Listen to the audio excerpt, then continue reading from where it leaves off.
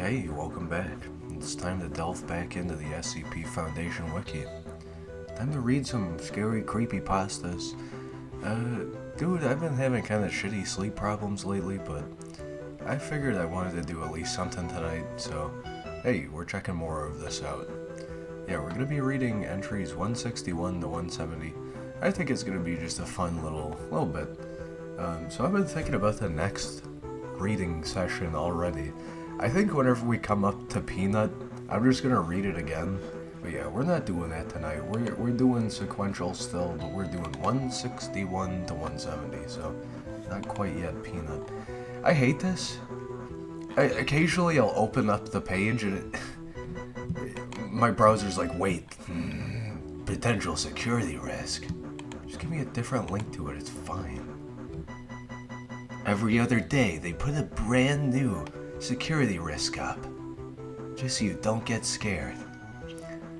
But yeah, welcome back. It's time for more. So what did we read last time? Oh yeah, so fair warning, or I guess just warning in general, if you get scared easily, you might want to turn this stream off. And also, I just play music, so if you don't like music, there it is, 173, the sculpture. So, we read The Painting, Book of Endings, Drain Worms, Offensive Bracelets, Infinite Speed Computer, yes. Fast. Reanimating Pomegranate, Mimetic Predator, Soul Extractor, The Perfect Locked-In, Predator Drone. So now we start with the Pinwheel of Doom. But as always, I want to do a random one first, so let's get into that. So I found out in the different 001 stream, in the middle of reading alternate 001, I had a copyright claim on a Phantasy Star song. So now I'm like, fuck, which one is it?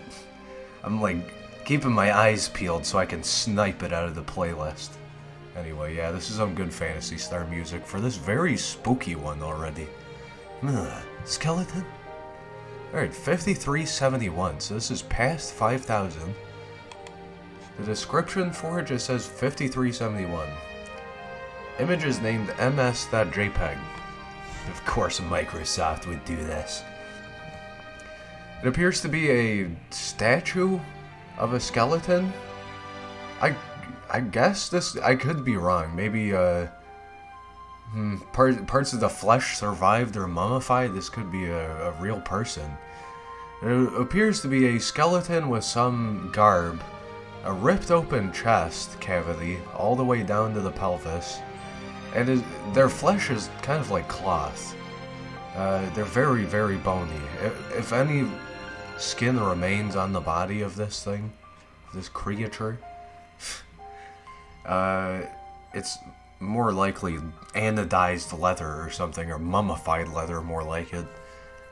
A large garb is around the mid-right shoulder, just draped around the ass, and then folded around the left wrist towards the back of the body, essentially. It's pretty big shroud. And the skeleton is holding what appears to be an ornate tablet with what looks like 4 sentences worth of messages, and then maybe a 5th sentence even further below it.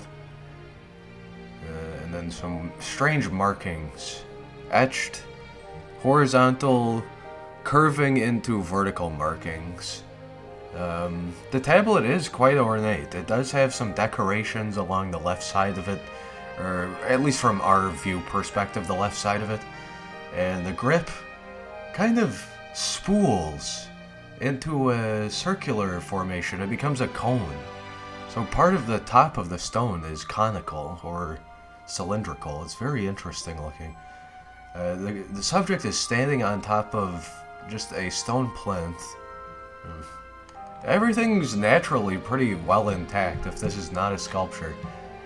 The visage, or rather the skull, appears to be missing a few teeth here and there. I mean, at least half of all the teeth in the jaw. Again, though, quite well preserved. You can see some tones of skin on the upper chest. Skin definitely lining the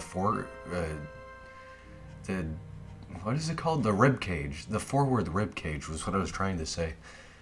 I'm not sure whether or not this is a sculpture, but it could be a humanoid, maybe with something that was draped over them, and then as they mummified, it helped preserve kind of the structure or formation of their skin. Although it does still look like stone, oddly enough. But yes, the extended upright kind of victory pose, the right arm, does seem to have healthy skin on it, if not discolored. The fist is in a pose of like a triangular emanation of the index finger, with the thumb sort of extended through the gap that creates.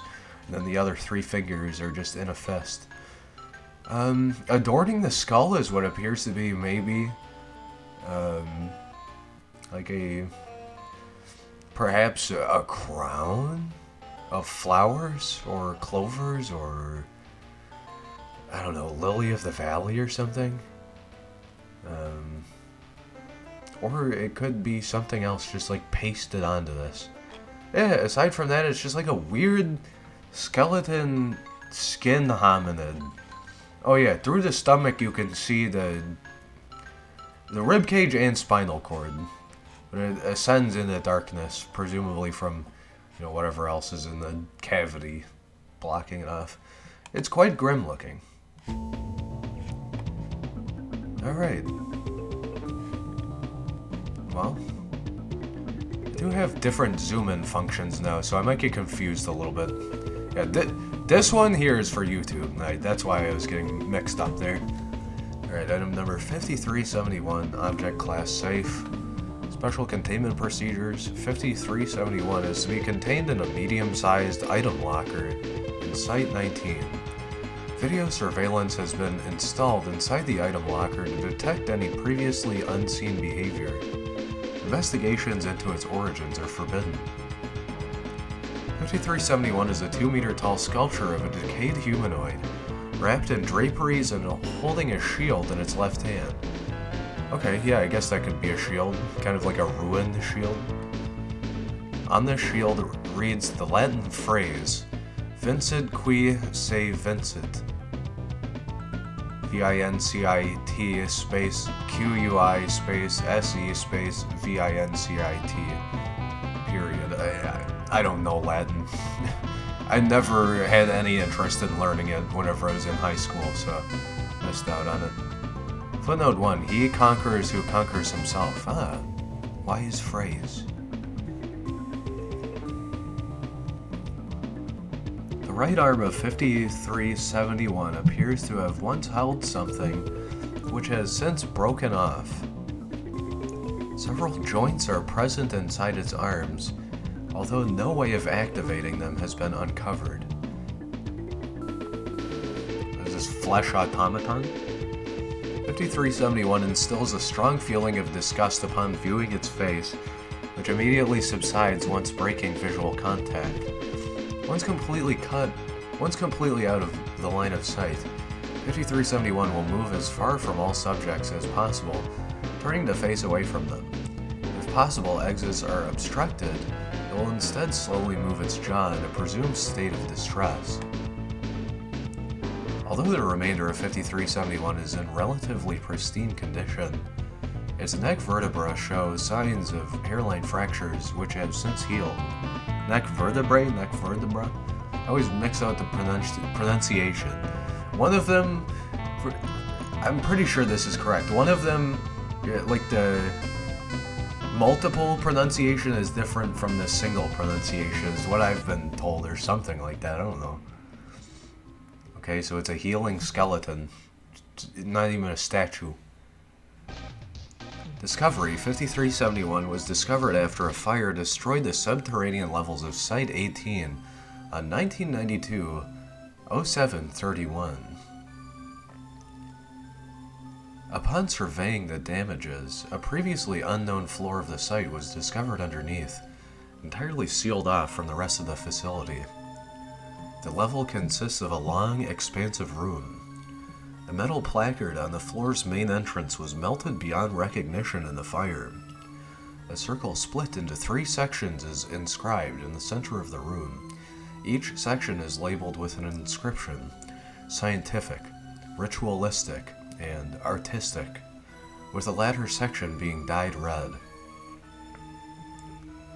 Tall blocks of stone are lined in rows on each side of this level, which move places between re-entries. No efforts to move these blocks otherwise have been successful. Crushed and desiccated human extremities protrude from underneath these blocks. These extremities can be observed occasionally twitching. 5371 was found at the very end of the level, facing the wall. Upon relocation, the following document was found affixed to the bottom of its base. Creator information. The sculpture described through this infernal complexion is its own creation, withered into form by itself. One once taunted, the things which you mold out of empty hubris spit in the decadent eyes of the seraph, at which the sculpture spat back. One once was right, thus the Icarus ascended onwards. Note of caution. The chisel persists in its vacancy.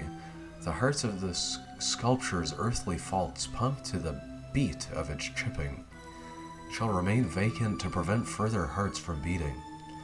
The sculpture, its likeness, its blood, its sin, its pain, its regret, its scorn, are not released and should not be released. It shall be left to wander its own rock, its stockades carved from sediment marrow. Those once held dear to the sculpture now lie cold as stone. Worms weave throughout their melted visages. The sculpture required blood, it gathered such blood, fed such blood, gave such blood, loved such blood. A fool this sculpture was, graciously delivering its own eternal torment, the only just action the sculpture imposed upon the world. 1. Do not love it. It had its chance. 2. Do not praise it. Such cries are long dormant. 3. Do not free it. The chisel will merely halt more veins, all to pump more blood. 4. There is no exception. Well, that's just... creepy skeleton man god. Like, self-incepted him as a army of skeleton sculptures. And he's like, bro, it's been thousands of years. Just leave me alone. Okay. Cool and good. Alright, let's move on. This is 161. Alright, pretty short. Has a cross link. Item number 161, Object Class Euclid. Special Containment Procedures. All 3 instances of 161 are to be kept in separate containers in Containment Locker 34 Zeta. Each container is to be triple locked, with all 9 keys to go to separate members of the senior staff.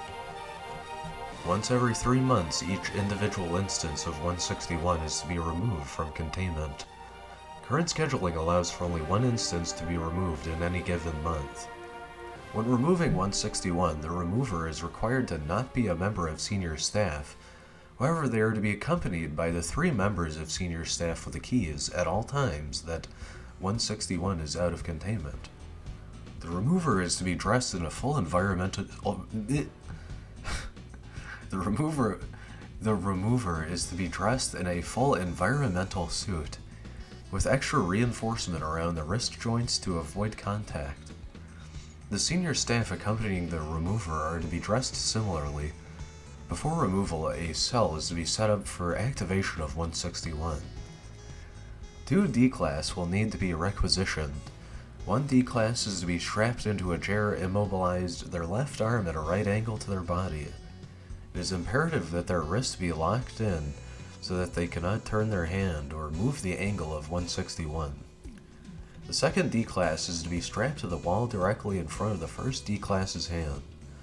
When removed, 161 is to be immediately moved to the prepared room. 161 is to be placed into the locked hand of the immobilized D-Class. Once the D-Class has activated 161 once, it is to be removed from them and returned to containment. Both Class D are then to be returned to the general populace but are never to be assigned together. They're not supposed to know about this? Description: there are currently 3 copies of 161 in Foundation control. 161 appears to be a brightly colored plastic child's pinwheel with a "The Factory" stamp on the back. Oh no, is this a Dr. Wondertainment? 161 only displays its unique properties when held in the bare hand of a human being. Approximately 3 to 7 seconds after grasping 161, the holder will find himself made aware of how to activate the device. From this point on, the holder is completely convinced that 161 is capable of emitting energy pulses of varying strength. Somebody update this article, please. Approximately 3 to 7 seconds after grasping 161, the holder will find themselves made aware of how to activate the device.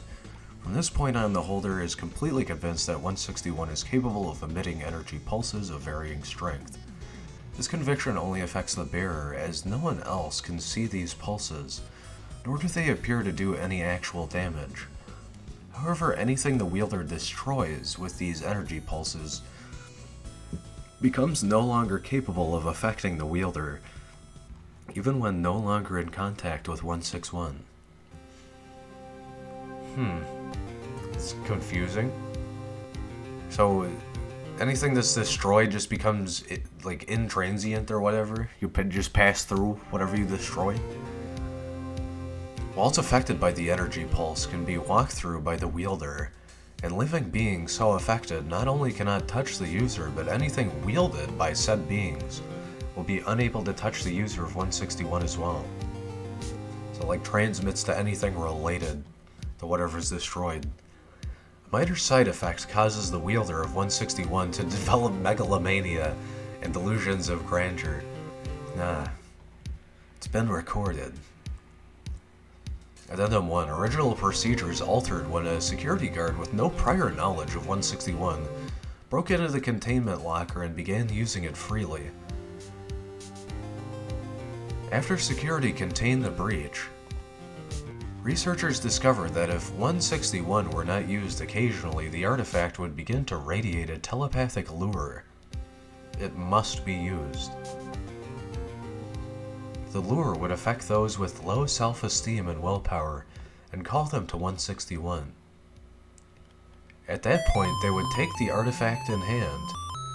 God, this thing's loud. Take the artifact in hand. At that point, they would take the artifact in hand and begin to use it as described.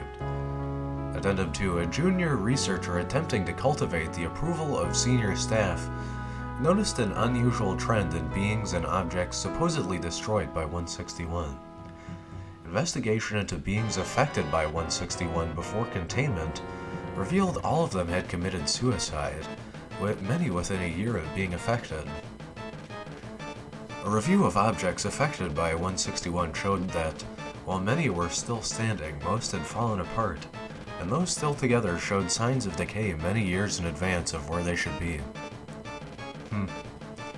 A review of researchers who had been affected by 161 revealed that over 50% of them had since died. Of those that remained, interviews consistently contained the idea that life just wasn't fun anymore. As of this finding, 161 is now exclusively to be used on Class Ds and never near support walls. Okay, so just nobody can have this, pretty much. Use of 161's effects for the acquisition of SCP objects that create an environment hostile to terrestrial life, including 2933, has been proposed by several research staff. Strike-through final approval pending, unstrike-through approval denied. Okay, what's 2933? This is a Compulsion Euclid Factory mind-affecting toy. Is it a boat? I'm on a boat and I'm going fast and I'm on top of the world. Whoa! Wondertainment! Oh my god, this one's long, but it does have audio with it. I don't know. I don't like voice acting Dr. Wondertainment. It weirds me out. Fucks my voice up too. That's probably why my throat was so destroyed, because I did Wondertainment. Alright, let's move on to 162. I'll think about that one. Because it does have audio included with it. What's all this then? So the description of the image says 162 in its containment chamber. The image name is 162. This looks like some 682 shit, but okay. There's a lot going on here. So this is internals of a facility. You don't really get to see this very much outside of the games. Cool. I wonder how long ago this was made. On the wall we can see a description. Let's say we're facing true north wall here. How about that? On the north wall we see a description of 162 on a placard. It's quite large so that anyone here can see and read it, I guess. It does say SCP-162 Object Class Euclid. Can't quite read what the paragraphs say, but there's windows above that. Windows reflecting a giant vent fan and ducts and all sorts of metal walls. Right next to the 162 designation placard, there's a time index. So it looks like it says 21.08.2018, and then in space it says the actual day's time. So 22:21:46 for hours, minutes, milliseconds. There's also a chart near the placard, which appears to... I don't know what this is. There's like a chubby dude's face in red box. And then there's like a big chamber around him, or maybe it's a supercomputer and his face is on it. There's a ton of diagrams or text. And it just says warning in red on the left side. There's way too much text on that image. It appears there are two double-pronged laser turrets aimed at the central structure, maybe even 3 or 4. Maybe the thing near the north wall is a camera, but definitely 2 things with laser, infrared beams, IR beams, whatever it is. Definitely sensors plugged in on tripods aimed at whatever the center structure is. I can only discern 2 separate double beams, so it might not even be the same thing. It could be there lie projectors here, and then this is a camera, and maybe the beam is passing through whatever the centric subject is. Not quite sure, but there is 1 to 2 beams. No, it could be the same beam, but they're definitely not facing the same direction. So there's at least 4 primary beams horizontally here going through the main SCP object 162. There's a lot of lockers in this room. It is a polished, very deep gray-silver, alien-like, just fantastic steel design on everything. The walls, floor, except for right near the object. There's kind of like a, I don't know, trussel or whatever that's carved out. It's just a weird wave function of floor that's carved out kind of in the interior, exterior of the object's containment. So like the exterior of the interior of the containment, if that makes sense. I try to describe for anybody who is blind, or, you know, whenever this gets subtitles, hard of hearing, or whatever. There's some crates in the corner behind one of these laser projectors or cameras or whatever it is. There's another crate on the west wall. I'm failing to describe this properly. There's a gigantic pressurized lock door, like, closes vertically, 2 horizontal closing pneumatic metal doors that are quite thick, with obviously probably like bulletproof glass in between them. 2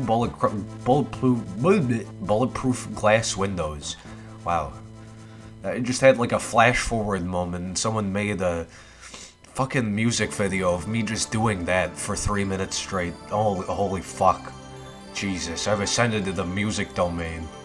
And that's why I came back so fast, because they had to give me a preview of the song, but it was like 1 nanosecond. Thanks, whatever deity out there, whatever power, whatever thaumaturge alchemist did that, thanks. What the fuck?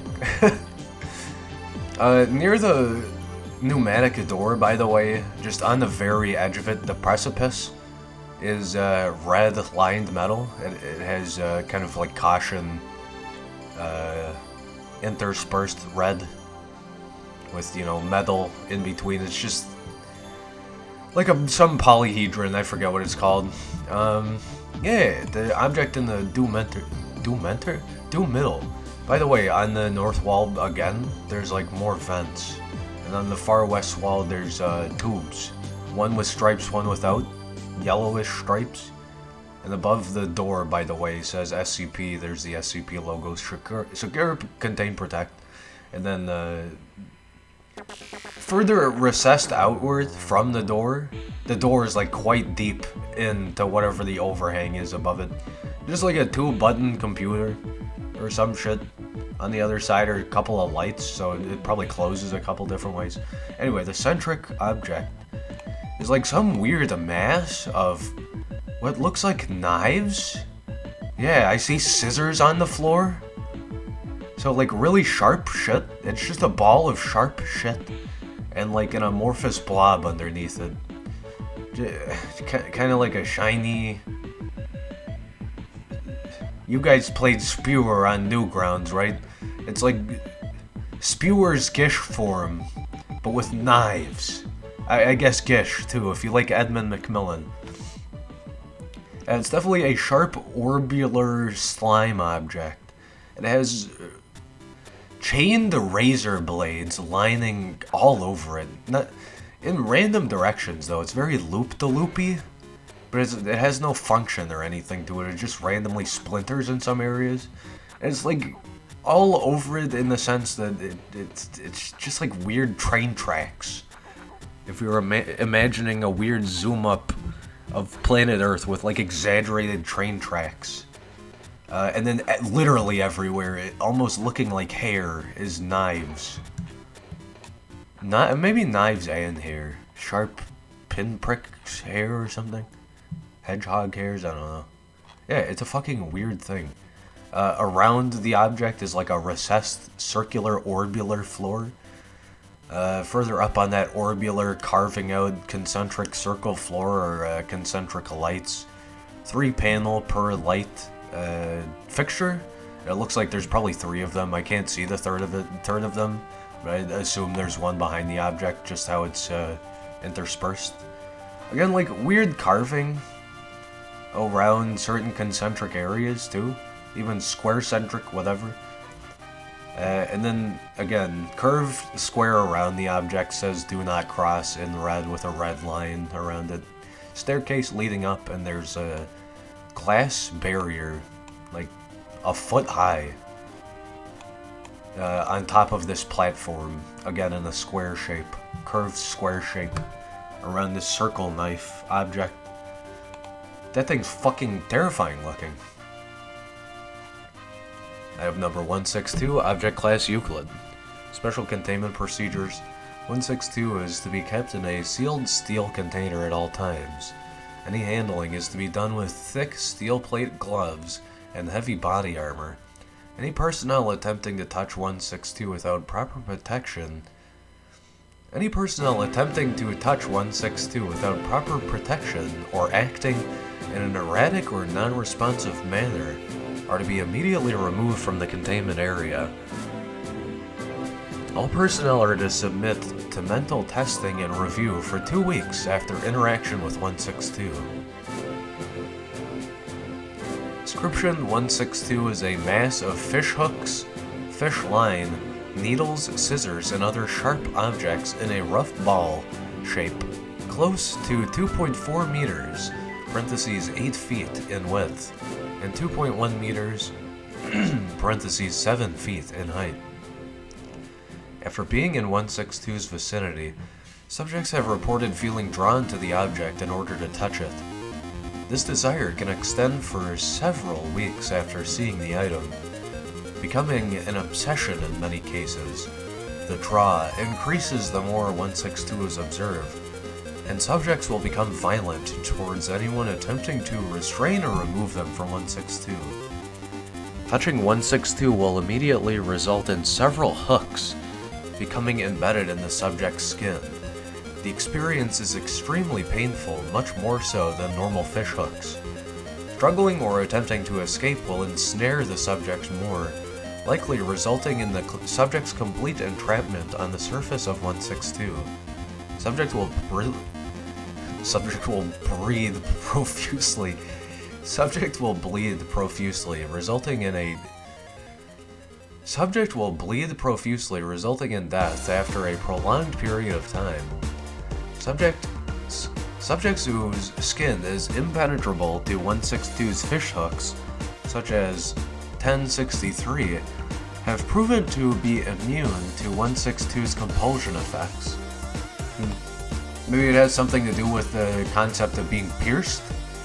It like mind hooks you on that too.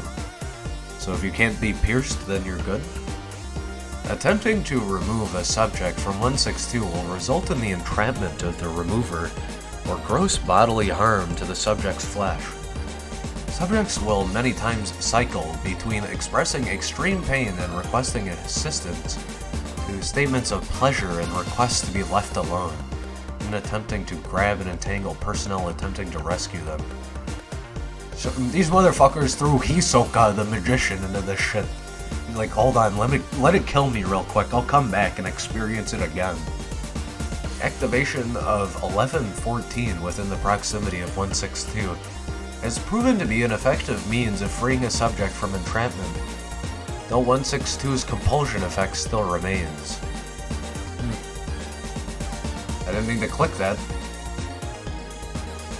I think that was just a different language I clicked.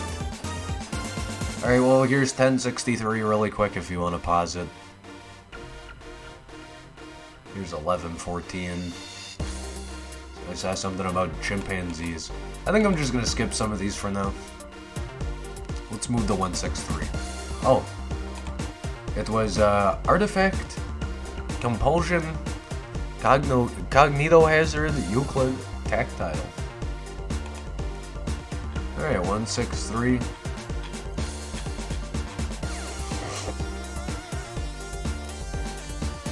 Item number 163, Object Class Safe.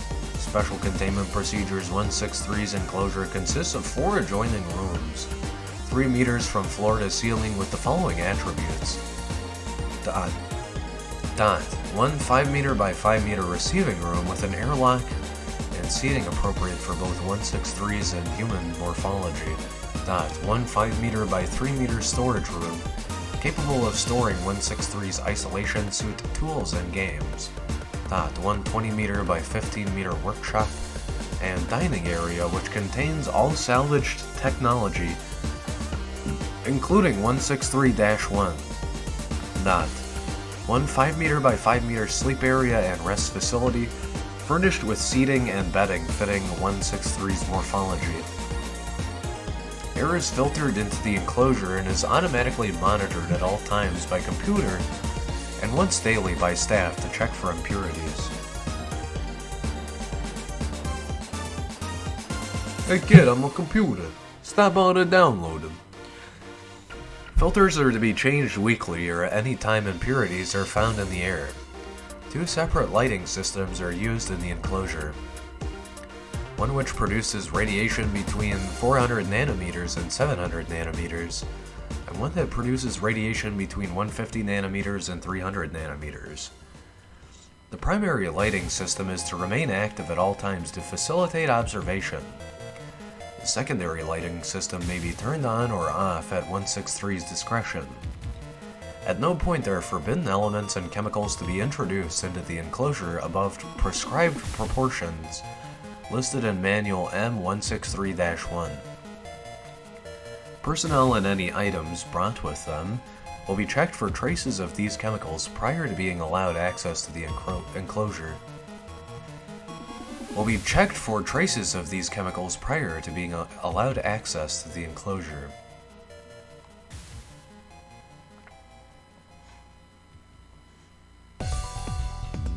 Personnel are to wear isolation suits at all times while in the enclosure to protect themselves in 163 from cross-contamination. Before being granted clearance to enter the enclosure, personnel are to study Manual M-163-2 and submit to an interview with Dr. Blank. Cleared personnel are permitted to interact with 163 by assisting it with repair of equipment and by playing board games with it. 163 may leave its enclosure at any time. It must first announce its intent to leave the enclosure through an agreed-upon gesture and don its isolation suit. The suit contains the same air filters used to cycle the air in the enclosure. In order to facilitate vision, 163 may carry a UV flashlight capable of producing radiation wavelengths of no less than 280 nanometers in order to keep risk of skin cancer among personnel to a minimum. When roaming the facility, 163 is to be accompanied by a junior researcher who is to record all actions, gestures, and expressions with a video camera. The escort is to also bar 163 from any areas deemed dangerous to it. Once every 3 days, personnel are to deliver to the receiving room a 20-liter container with chemical elements in proportions listed in Manual M-163-1. 163 will take the container and pour its contents into 163-1. The empty container is then placed in the airlock for retrieval. Equipment may be removed from the enclosure only when in the presence of 163. If 163 interferes with the removal of a piece of equipment, the item is to be placed back in the area from which it was taken. At no point is 163-1 to be disassembled, operated, or removed by personnel under any circumstances. Any attempts to do so will result in severe discipline. Description: 163 is a sapient organism of extraterrestrial origin. When standing, it is 2 meters tall and 1.5 meters wide, the bulk of the body being suspended 50 centimeters from the ground. The body is roughly cylindrical with a circular mouth at the bottom, the equivalent of a head at the top, and 8 3-jointed legs arranged radially around the equator. 163 also has a series of specialized limbs listed here. This sort of sounds like Arthur C. Clarke's Rendezvous with Rama. The aliens from that, at least some of the aliens from that. 2 prehensile feeding apparatus on either side of the mouth. 2 arms near the top of the body, used for delicate manipulation. 2 larger arms located closer to the legs, used for heavy manipulation and lifting, and capable of producing a steady force of approximately 500 N and a striking force of up to 2000 N, N being newtons, I assume.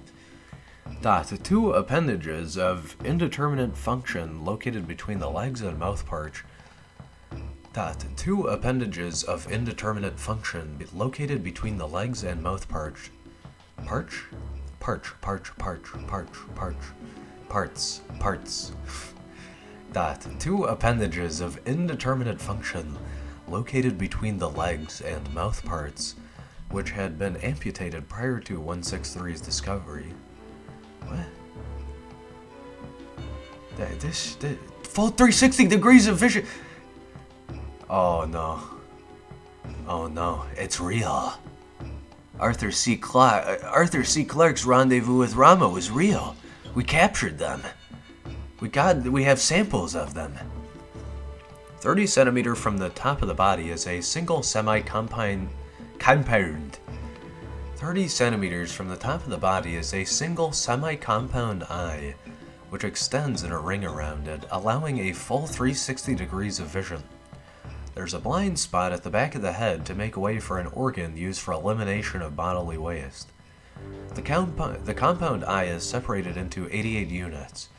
The most likely hypothesis is that each unit receives only vertical information, while the brain intuits horizontal information by comparing input from the different units.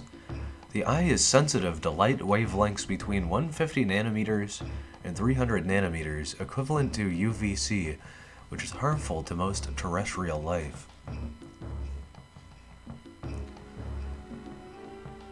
SCP-163 contains an endoskeleton, which consists of tissue similar in chemical composition and structure to cellulose. The skeletal structure protrudes from the uppermost joint of each leg and appears to have been blunted by mechanical means. No pain response is exhibited when samples are taken from these protrusions. The skin is transparent to visible wavelengths of light, but opaque to ultraviolet. Blood samples taken have an oxygen and carbon dioxide transport system based on nickel, rather than the iron or copper used by terrestrial organisms, and is green in color. Analysis of blood and tissue shows that 163's cells use DNA for instruction, with the standard GCAT bases. However, a different method is used to interpret said instructions. Sets of 3 bases still code for amino acids, but they are not the same ones that are coded for in terrestrial cells.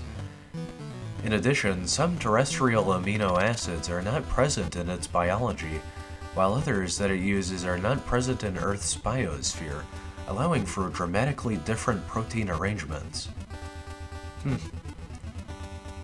As I thought, the DNA compiled differently.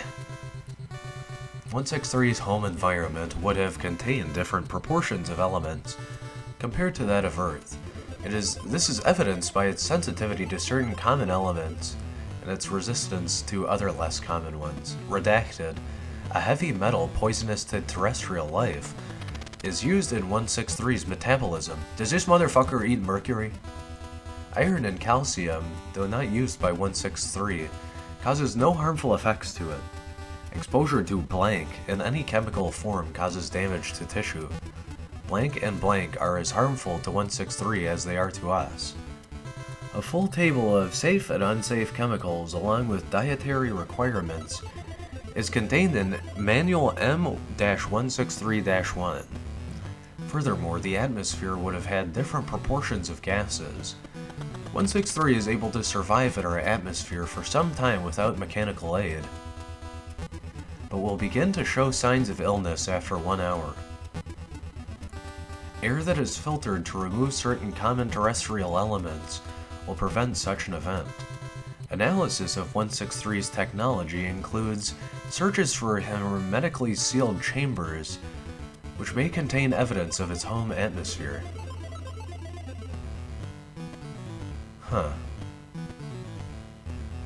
This sounds just like Rendezvous with Rama. It is unknown how 163 communicates complex ideas. The only vocalization produced by it is a steady sinusoidal wave of approximately 15 Hz when in certain emotional states. There's no variation to this vocalization, which can last from 15 seconds to 10 minutes. It is recommended that personnel exposed to this sound remain in well-lit conditions to prevent feelings of paranoia. Emotions are primarily displayed by the dome of tissue above the compound eye. Different states correspond to a distortion of furrows in the skin by subdermal muscles. In addition, a negative and affirmative gesture have been noted. An affirmative consists of the rapid beating together of 163's delicate manipulators, while a negative is the same gesture performed by heavy manipulators. Okay. Specific information on gestures and emotional states is contained in Manual M-163-2. It's basically like describing an ideal extraterrestrial. It cooperates, it's... I hate to say this in a scientific context, but killable. You know, you want to protect everybody. It lives, it communicates, it has a different composition, but it's still similar to us. 163-1 appears to be a universal life support device is able to convert basic chemical elements into sustenance for 163, in addition to originally projecting the phenomenon in which 163 was found. To ensure the continued health of 163, study of 163-1 is forbidden until after the death of 163. The function of other equipment is still not fully understood. The technology is limited to crude transistors assembled into various specialized analog computers. Many physical processes that these computers model do not correspond to anything known to modern science. It is theorized that 163-1 relies on some of these processes in order to function. So he just has like circuit boards fucking grafted into him. Junk alien. Junk technology alien.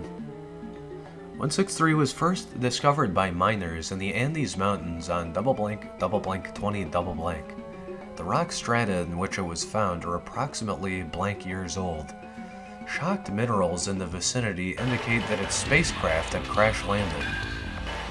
The miners reported coming across an impenetrable mirrored surface, which abruptly disappeared after enough rock was removed from it. The description suggests that this is a larger version of the phenomenon produced by 163-1, despite being encased in stone for... what the fuck?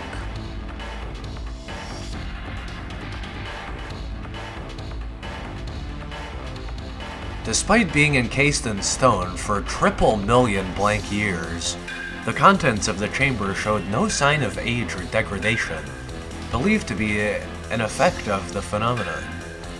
Approximately 30% of the equipment had been looted before agents could reach the scene.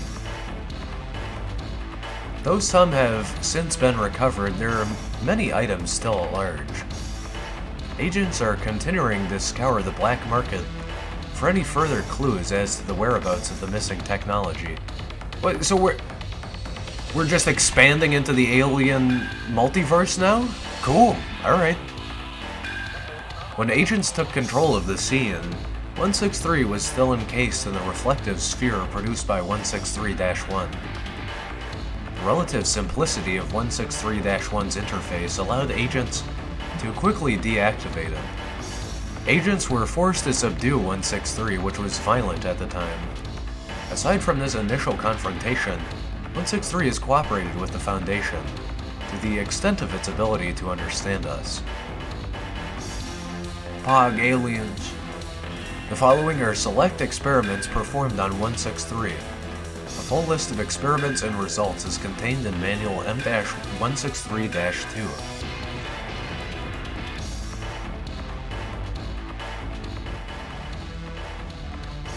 Experiment Log 163-46, Facial Recognition. Date, double blank, 20 double blank, Subject 163, Procedure. Dr. Blank entered the enclosure of 163 carrying 30 11 by 17 cards, with images printed on them with UV-absorbing inks. Images were representations of human faces of varying complexity. 163 was shown these images from least complex, a smiley face, to most complex, a photograph of Dr. Blank. Details. 163 was not able to recognize the smiley face, which human infants are able to immediately emulate. It was not until the 18th image that 163 reacted by taking the card and placing it over the front of Dr. Blank's faceplate. Image 18 had exaggerated facial features which included a nose, eyes, ears, and an open mouth showing a row of straight teeth. Image 17 was identical, but with a closed mouth. So maybe teeth are like a prominent feature this thing notices? I don't know what to call it. Experiment Log 163-47, Facial Recognition. Date, double blank, 20 double blank, Subject 163, Procedure, Dr. Blank entered 163's enclosure carrying 20 11 by 17 cards with images printed on them with UV-absorbing inks.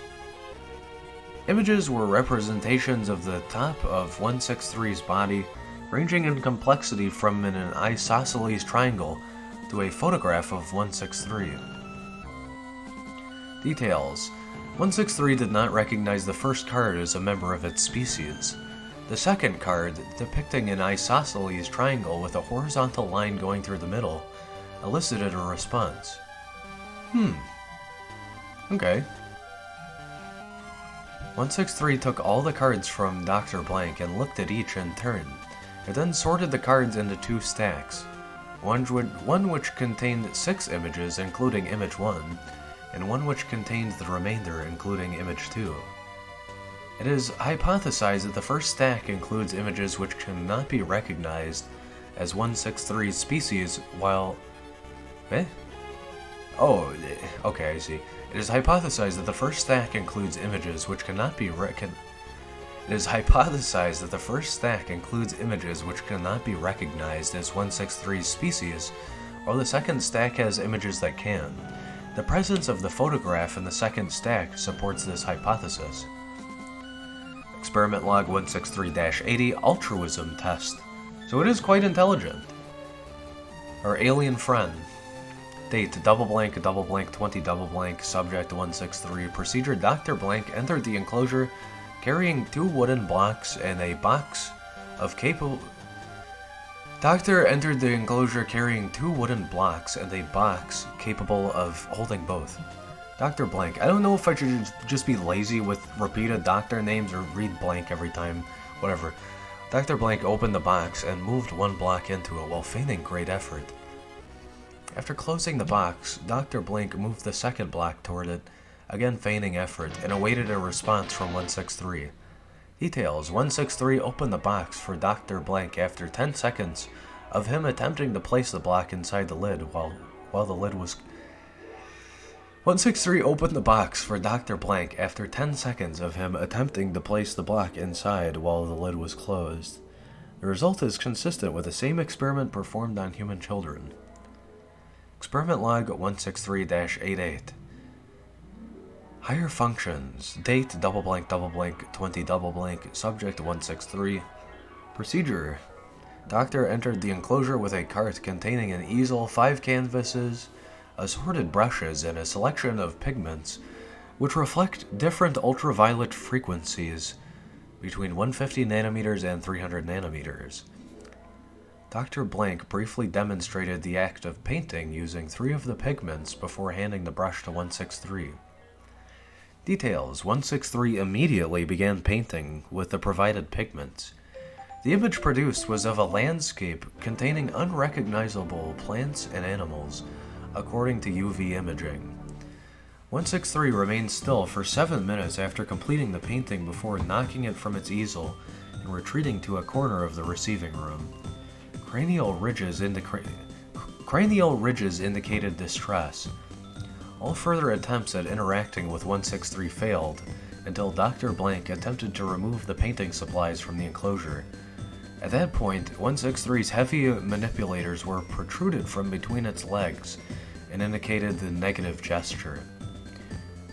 The following day, 163 was seen painting on a new canvas. Dude, I posted cool story Bob in the chat earlier. We've come full circle.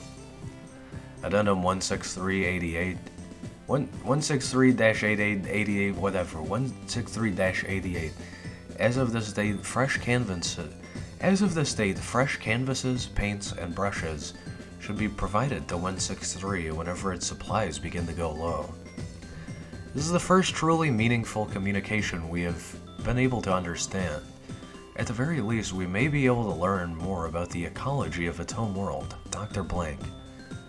Addendum 163-93. The odds of 163 having been discovered at all are mind-boggling given the size of the Earth. A number of factors would have had to come into play, including plate tectonics, development of terrain by humans, and just plain old dumb luck.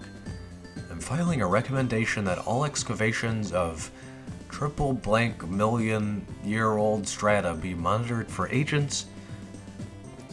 Triple blank million-year-old strata be monitored by agents for more members of 163's species. I find it hard to believe that we just happen to come across the one single spacecraft that crash-landed on Earth millions of years ago at a time when we were just beginning to develop the capacity to recognize the importance of such a find. There must be others hidden in stasis somewhere down there. Dr. Blank. Alive, extraterrestrial, safe, sapient, sentient. Quite interesting. It does feel like almost like a Rendezvous with Rama reference, but maybe like an individual version of its kind that was independent from Rama. Who knows?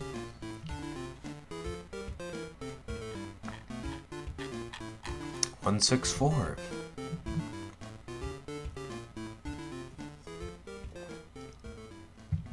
Object Class Euclid. Special Containment Procedures. Cultures of 164 should be contained using standard Class 3 biohazardous procedures, stored clearly marked within a refrigerated biocontainment unit at 10 degrees Celsius. While pathogenic, 164 is not highly infectious. While researchers working with raw cultures or infected subjects should use caution. Sorry, I get something in my throat nose. While pathogenic, 164 is not highly infectious. While researchers working with raw cultures or infected subjects should use caution, latex gloves and face masks are generally effective at preventing the spread of the disease. Any personnel inadvertently infected will be subject to 6 months of chemotherapy upon first showing symptoms, and surgery as necessary.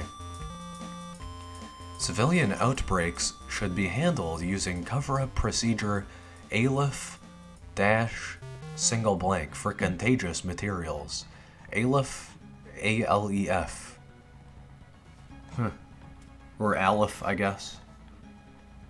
Description: 164 is a strain of cancerous cells that causes sarcoma-like tumors in host bodies. While cell DNA appears to be primarily derived from human DNA, the cells now effectively exist as unicellular, asexually reproducing parasites. Several characteristics make 164 remarkable.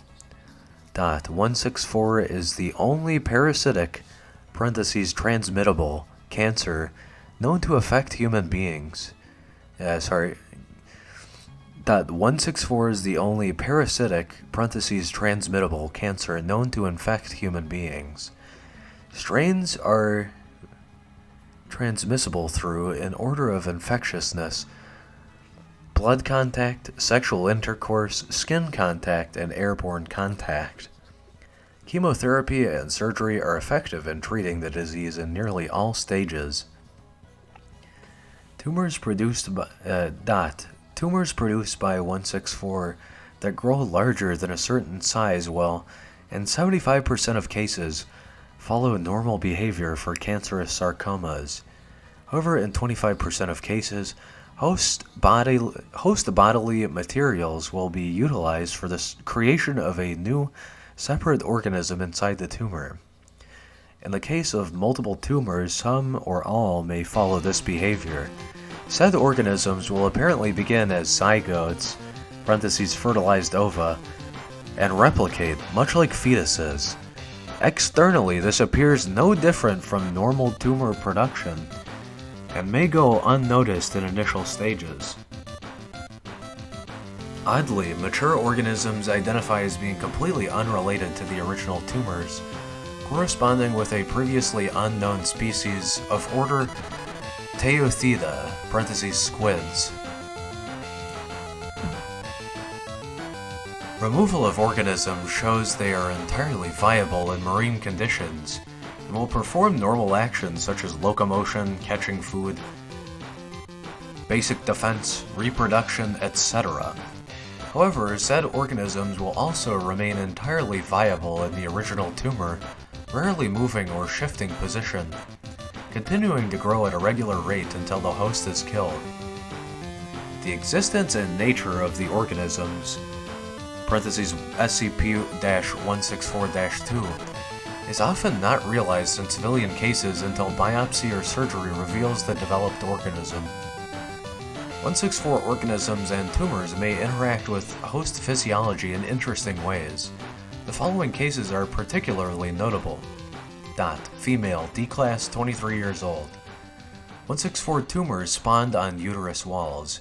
Host body apparently recognized the tumor as a human fetus and was delivered normally containing viable 164-2 specimen after 9 months. That's fucking crazy.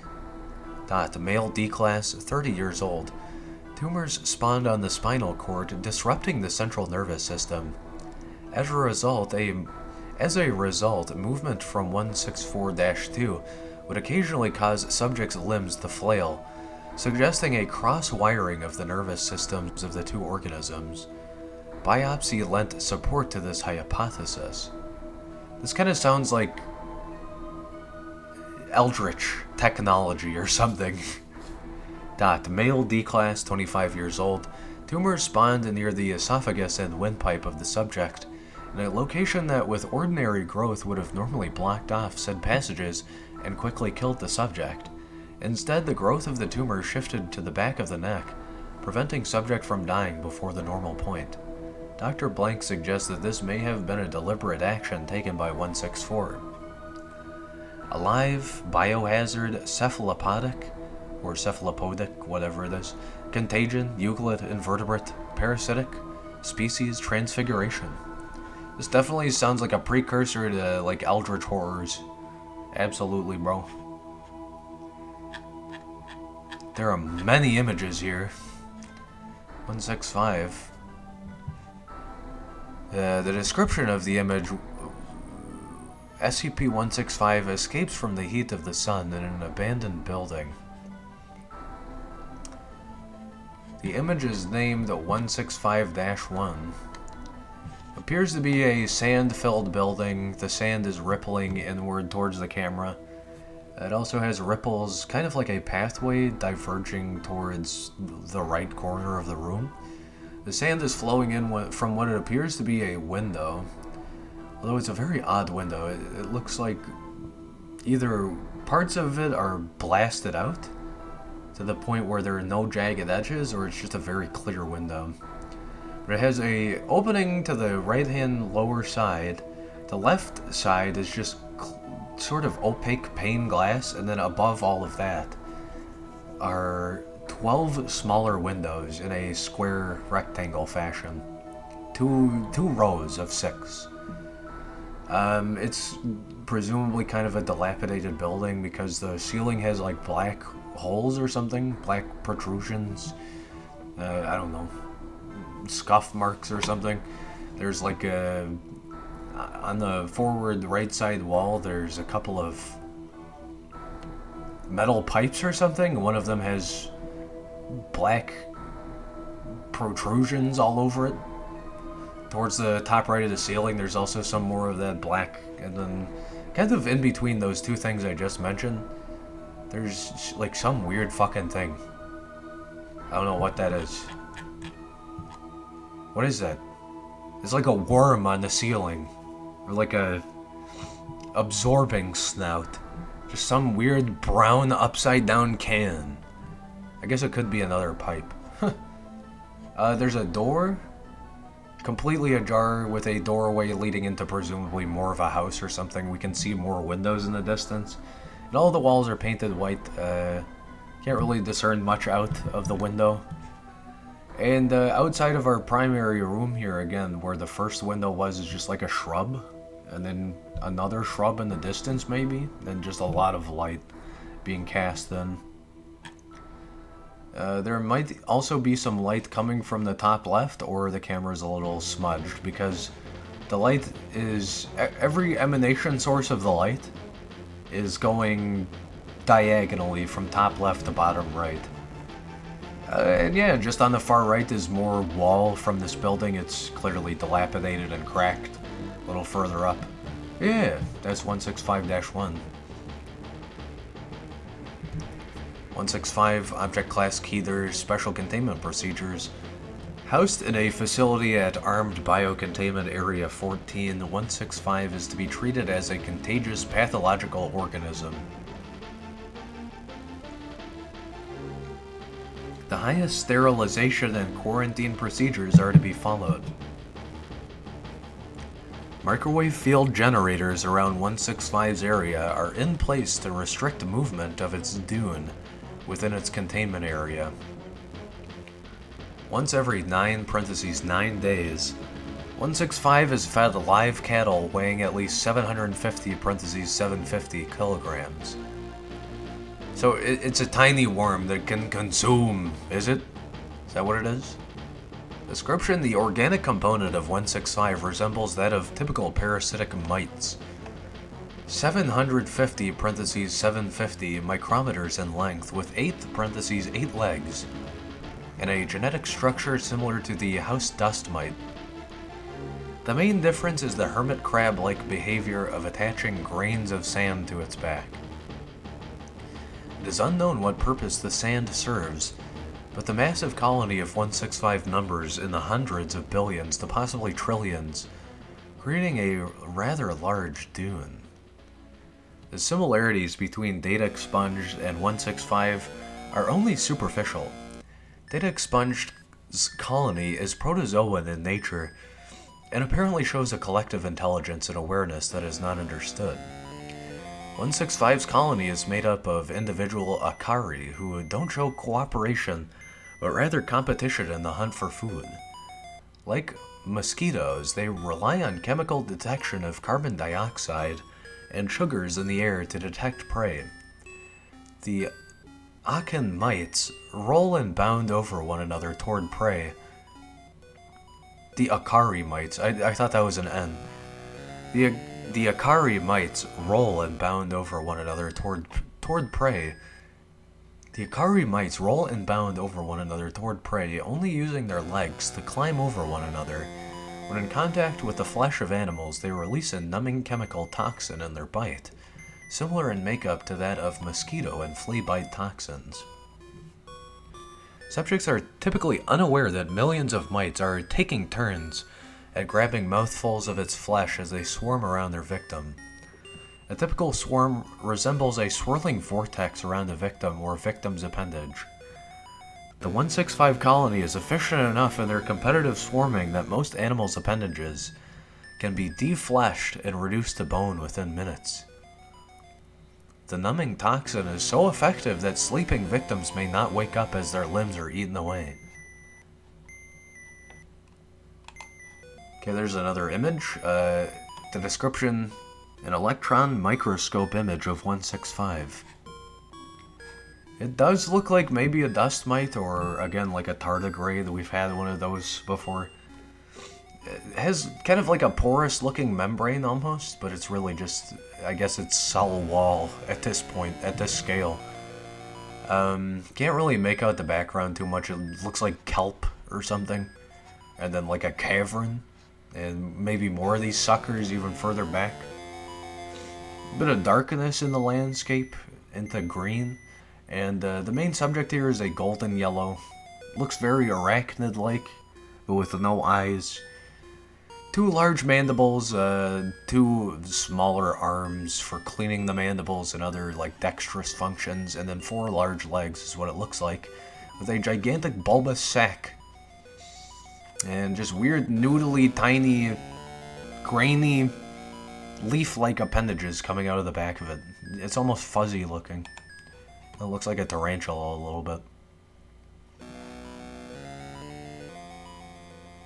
The Akari mites are resistant to all but the most dangerous of pesticides. They retreat from heat and will often seek shade when available, being the most active during the night, hunting for large sleeping prey. Their vulnerability to heat is the most preferable technique for containment. These guys are just, microscopic piranhas. Another image. These images taken before containment were made using an unmanned ground-traversing drone, is what the description says. 165-3.png. It appears to be, again, another sanded up residence. This time with what appears to be a rainbow of paint on the walls.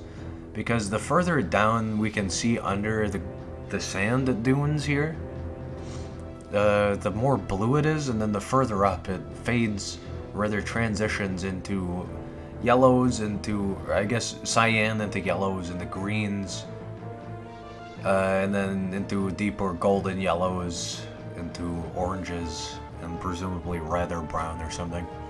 It's quite colorful, even though it's dilapidated looking. There's pieces of the wall missing, but it's quite intact. The right side wall looks more messed up than the front forward-facing wall. There's another door, it's painted white, the doorway's painted white. It's just a typical, like, machined wooden doorway with a standard iron lock or something. There's another room in the distance with another doorway. That room is painted very royal blue with a white trim towards the ceiling and then, like, just plain brown wood, or maybe just brown. This looks like an album cover, I swear to God, dude. And then further into that room, we see another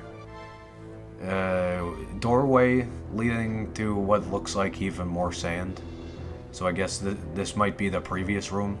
It's more of like a ruined baby blue in that room, but the walls are just destroyed by white whatever. You know, just typical decline. There's a light source in the middle hallway on the left-hand side, which kind of reflects on the right side of it, or maybe vice versa. Addendum Acquisition. It is apparent that the US government has been aware of dunes of 165 for some 80 years. The area where 165 was found is now a forgotten German immigrant ghost town of Fredericksburg. The area where 165 was found is now a forgotten German immigrant ghost town of Fredericksburg, Arizona, in the Tule Desert near the Goldwater Air Force bombing range.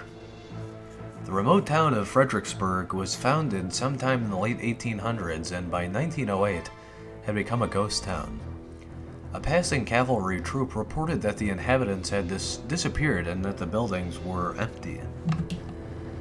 They attempted to stay one night in the abandoned hotel only to have seven of their horses reduced to piles of bone. All but four of the soldiers fled in the middle of the night, saying that sand was filling the building like a flood of water. Those four were never seen again. During the late 1950s, the US military attempted to exterminate 165 by turning the area into a bombing range.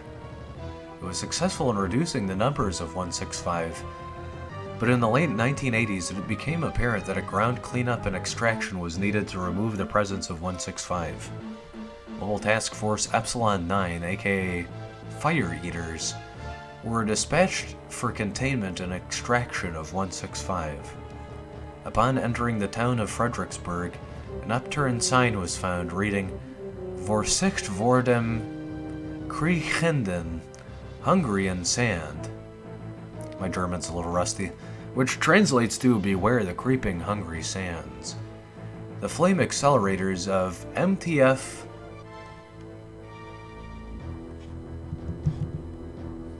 What is this? What's this Greek symbol? Latin epsilon, okay, whatever. I thought it was either epsilon or something else, I don't know. The flame accelerators of MTF Epsilon 9 proved highly successful in glassing the sand of 165 and reducing its number to a manageable size. A living dune of nearly 4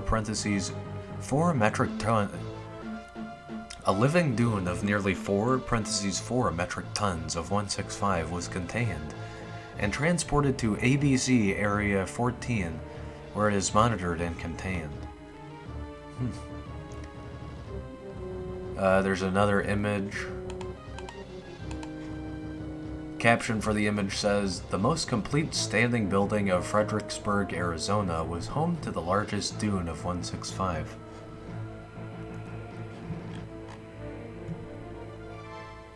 it's a building. Very reminiscent of maybe even like the New Mexico, California, Arizona, Nevada style, where it's just very brick-laden concrete buildings, sort of painted white so it resists the sun as much as possible, and it's like, you know, good structure or whatever. There's still a lot of sand here, but it's very ground level from what appears to be at least the height of the cameraman. Two main doors from the camera's position, one on the right side, one on the left side. Large barrier in between them, presumably just a wall. Sand on the floor. It's kind of shady here, some light peeking in from the ceiling area that we can't quite see, but it's on the right-hand side over the right door. On the far left side, there's something weird. It's like just a long vertical hole. Tiny in width, but very long vertically. And it has like a little bay at the bottom of it, like a little sill. Maybe this is for snipers peeking through the window or something, I don't know. Something weird like that. On the floor there's something indiscernible, but probably foliage or flora or fauna or whatever. Just solid black with other things that are kind of grayish. The entranceways of these doorways are quite weathered, so we can see the bricks underneath, and some wood paneling of, you know, the wooden overhangs of doorways. Leading through the left-hand doorway into the next room, there's just a white room with more sun peeking in, more brick around the doorway. The median between that room and the next room leading onward is baby blue. It's quite degraded, leading up the wall again, more bricks destroyed. And the door in the left-hand side, the last door reachable from this left door, appears to be the outside, but maybe it could just be like a painting of an afternoon landscape or something, because it definitely looks like a sunset in the distance over there, and then some like brownish orange unidentifiable rock on the sand in there. Through the right hand door, again more sand dunes, just sort of following the path of the wind, it looks like, so passing through the door. More bricks, another doorway leading nowhere. We can't see where it goes, but we can see the frame. Just the right-hand side of the frame from our perspective. Another one of these horizontal, or vertical, not horizontal very much at all things. Just weird hole in the wall. Weird vertical hole in the wall. And then a green painted wall, weathered as we go further up, and just a wood plank against the wall. You can also see another ruined wall in that building on the right-hand side, but Images removed from Images recovered from MTF Epsilon 9. More fucking pictures. I'm just gonna zoom in on these. So, somebody went and took a trip. God damn it, I gotta open them because they resize if I try and zoom in on them.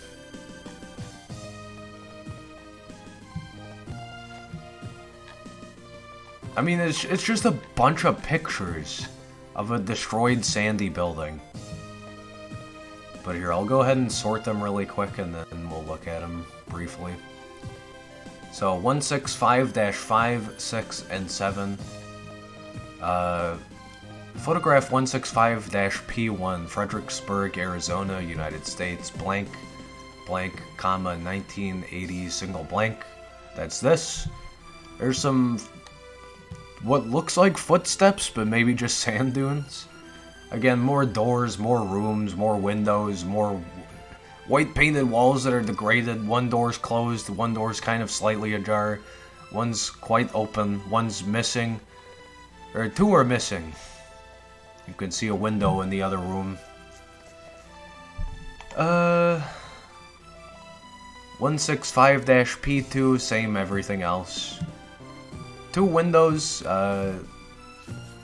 they both have larger bottom portions, and it's kind of in a plus where the wood is separating them. The top part's just smaller windows. in a square shape, all of these, and then, or rectangular, I guess, and then the top left of the right-hand window, that window pane is blocked off by something, presumably wood. There's a bunch of coat hooks on the wall. There's an ajar door to the left side. You can see the trim of the door frame was painted a little bit. It's a little green, but it's mostly wood. Then just along the lower part of this room is a horizontal kind of steel grayish blue trim, maybe greenish. White painted walls, a little yellow discoloration here and there, and then steel or rebar or something with sort of folded metal for the roof. And just steel beams interspersed or something.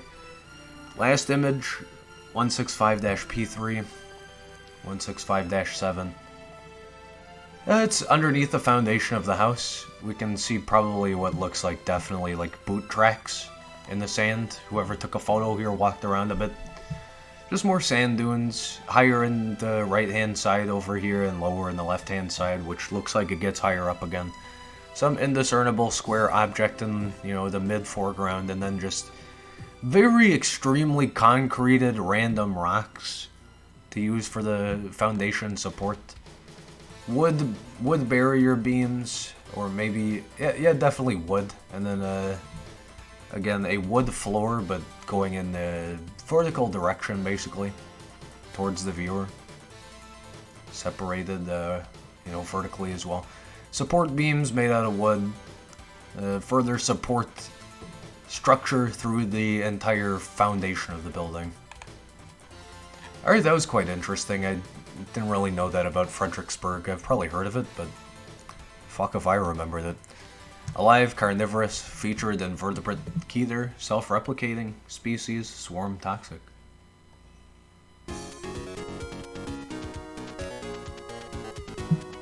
Despite the fact that I've never played these games, is this what I think it is?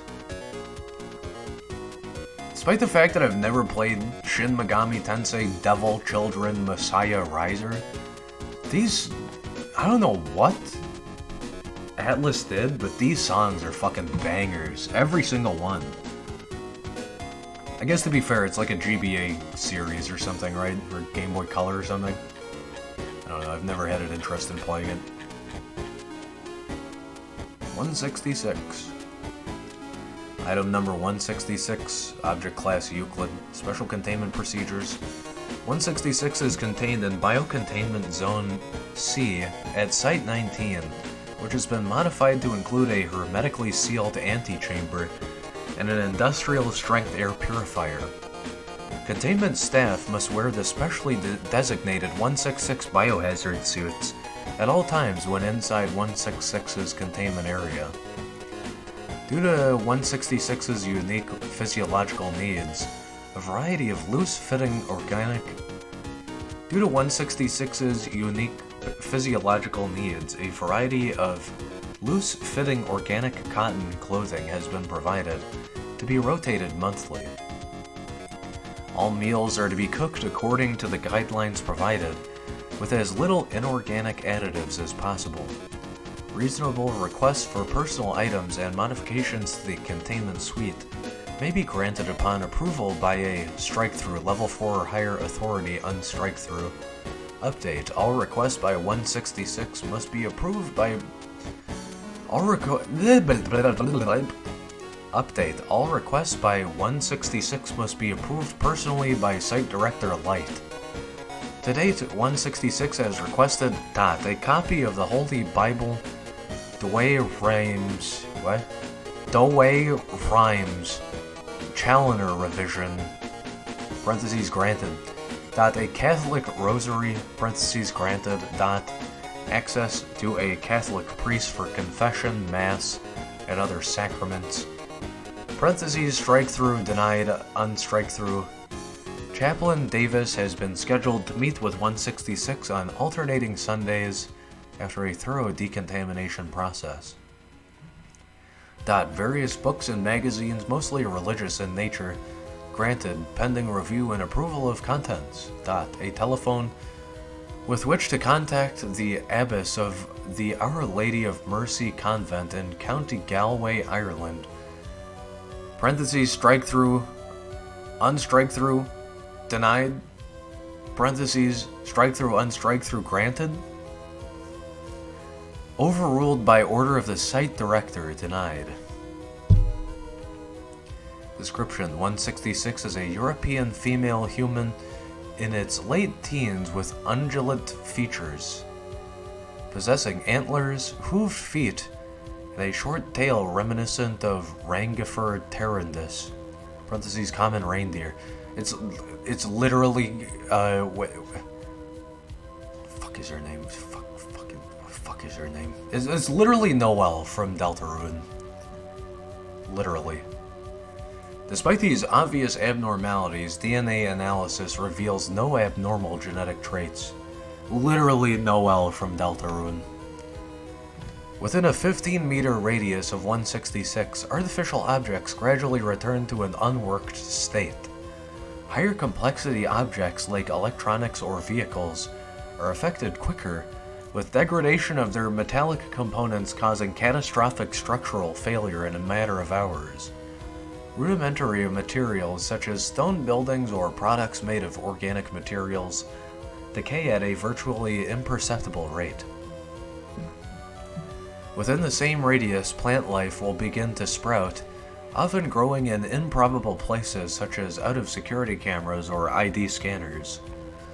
166 possesses a possibly anomalous sensitivity to artificial material and pollutants, with inhalation or contact causing pressure ulcers and symptoms of acute asthma attacks.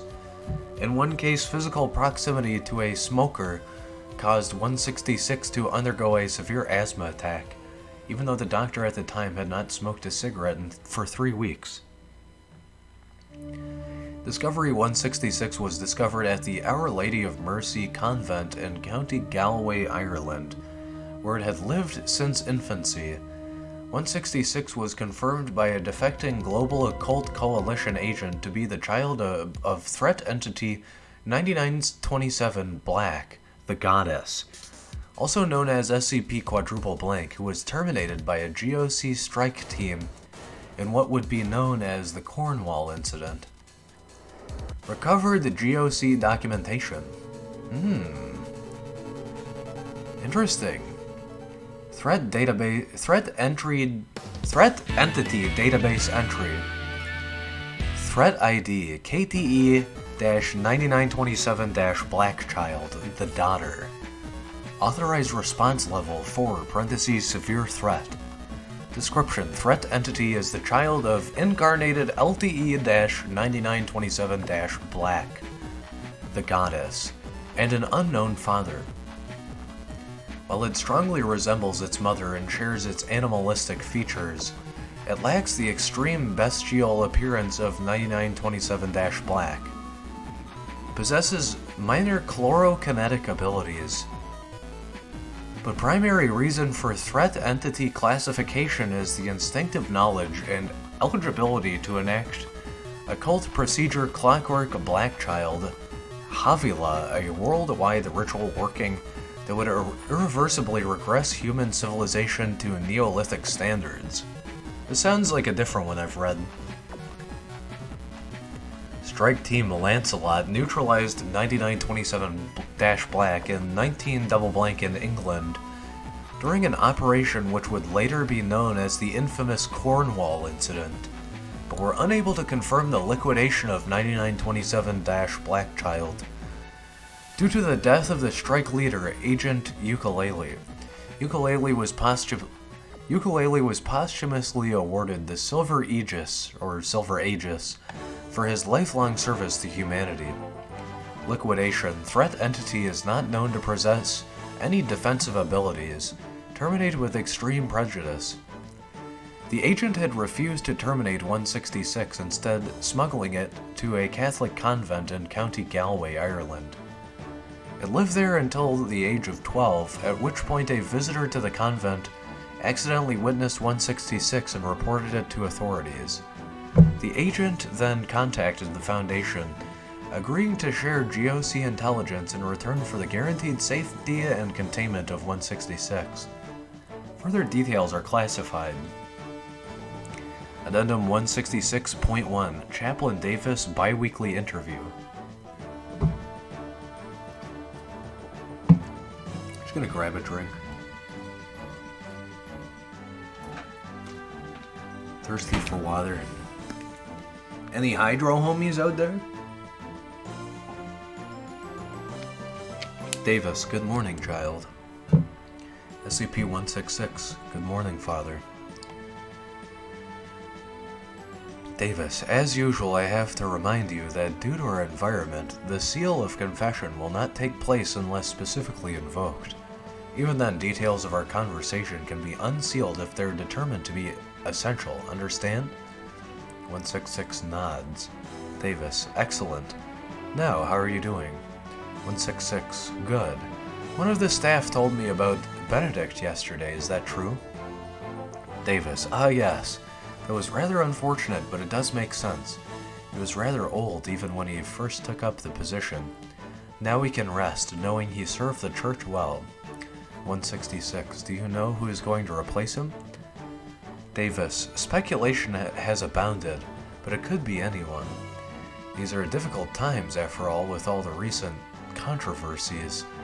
They may want a fresh face to represent the church, or they may go with a man who has dedicated years of his life. Who knows? They may even pick a working-class man. It certainly would give people something to talk about. 166, I guess so.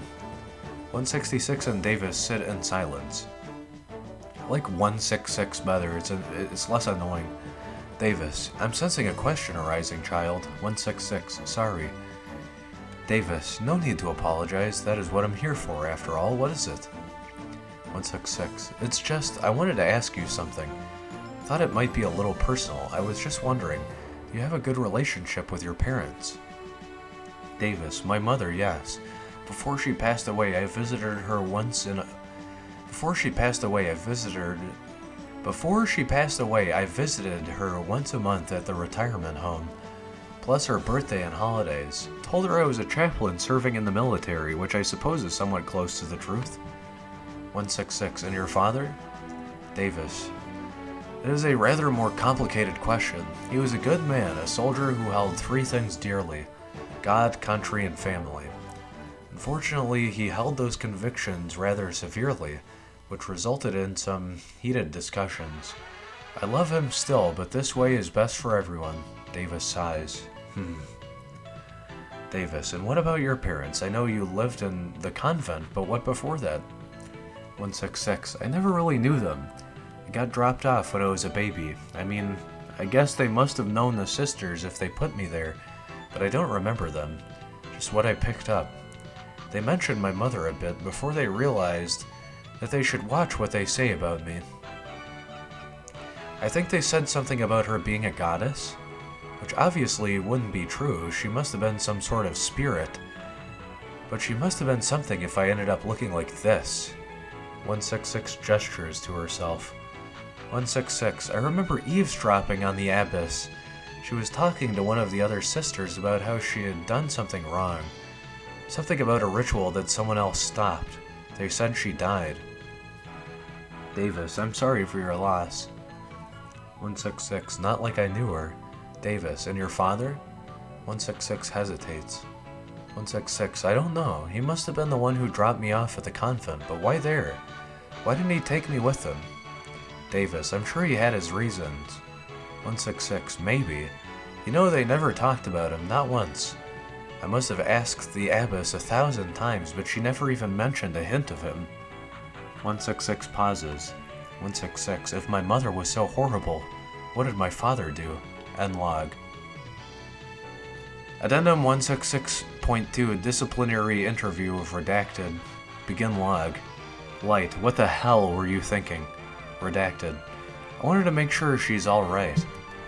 You wouldn't let me talk to her, I took another route. Light.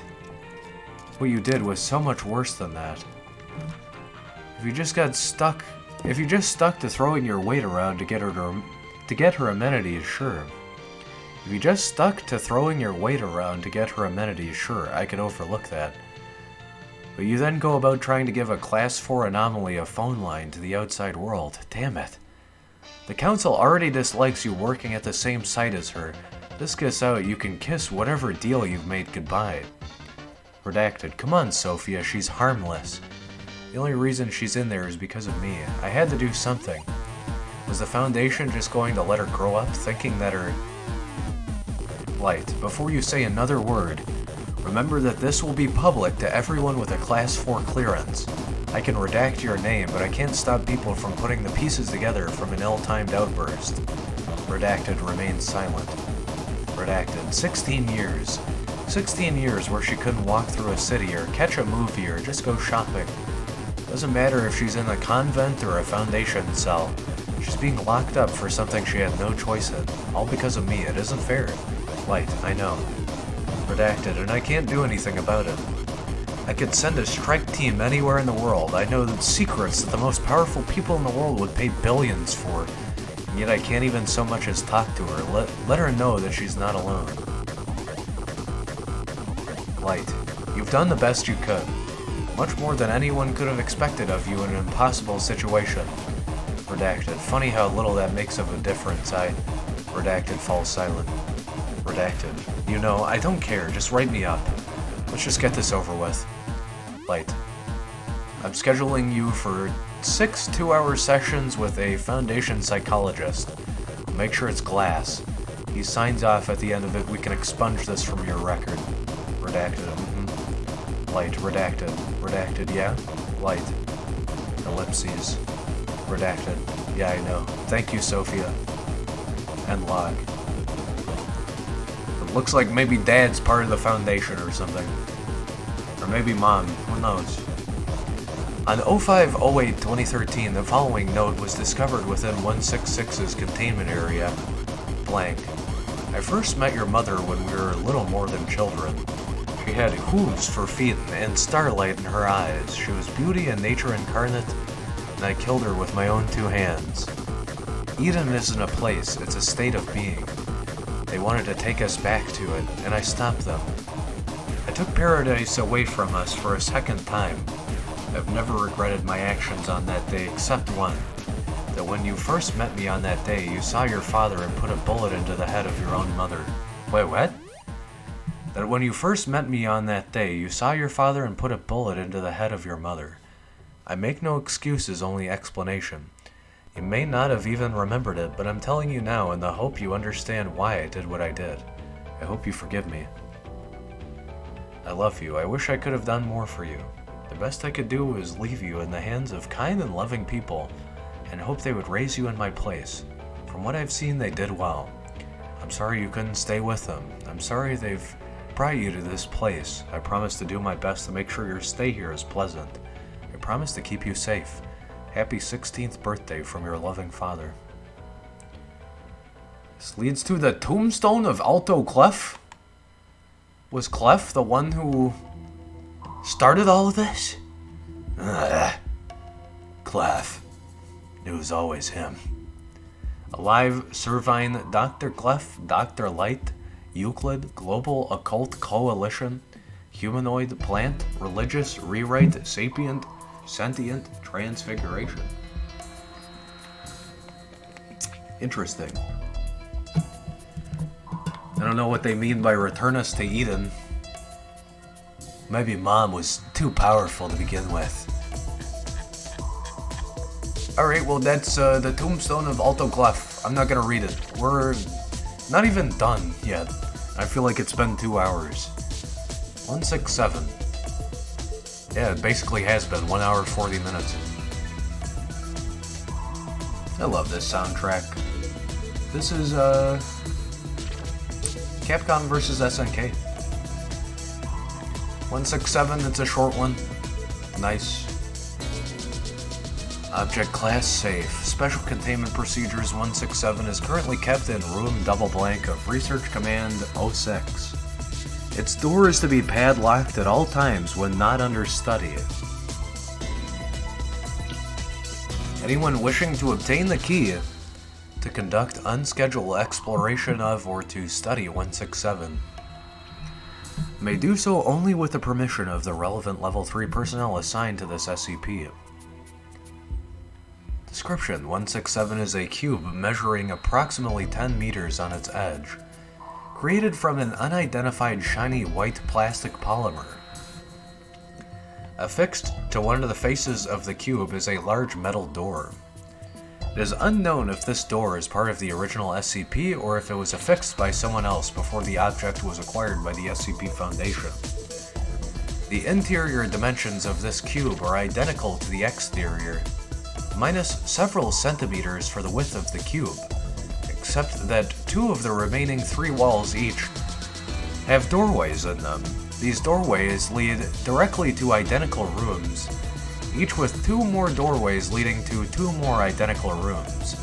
This pattern continues for as far as the research teams have been able to determine. The placement of these doorways appears to be random. No pattern has been found that explains which 2 of the 3 remaining walls have doors. It's a TARDIS. It's like a prototype TARDIS. They found one. They found the fucking TARDIS again. I knew it! It was always about the Foundation and Gallifrey. Nice. Siren's coming. I fucking revealed it. Siren's coming for me. Alerta! Alerta! Okay, I just wanted to mute there for a second. 167 shows signs of being explored before. A number of rooms, especially those at low depth, have red dots or other markers painted next to the doorway back to the entrance. Researchers have recently taken to replicate this behavior on any rooms they visit after the events mentioned in document 167-08. Additionally, several man-made and natural objects have been found scattered in some of the rooms of 167. Religious idols circa 500 BCE, several treasure chests circa 1500 CE, data expunged, and several SCPs, most notably data expunged. Addendum 167-01. 167 does not appear to follow the rules of Euclidean geometry. A different path to rooms which should be the same room was taken by 2 researchers. Both arrived at their destination, but neither saw nor heard the other. How 167 is warping space to create this effect? How 167 is warping space to create this effect is unknown, but warrants further study. It's a TARDIS. Addendum 167-02. A request to test the effects of 184 on 167 has been suggested. This experiment is under consideration. No, you do this, you make a TARDIS. You put a 184 in 167, you make a fucking TARDIS. That's just how it works. Soon, random fucking time-space technology is gonna be found in here. Of course you do that. Of course you do that. You send someone deep in enough with 184 strapped to them, they're gonna find a self-contained black hole powering this thing. It's a fucking TARDIS, bro. It's a fucking TARDIS, I swear to God.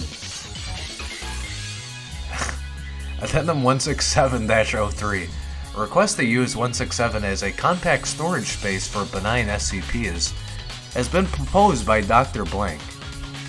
This proposal requires a reclassification of 167 to safe class, so a reevaluation is pending.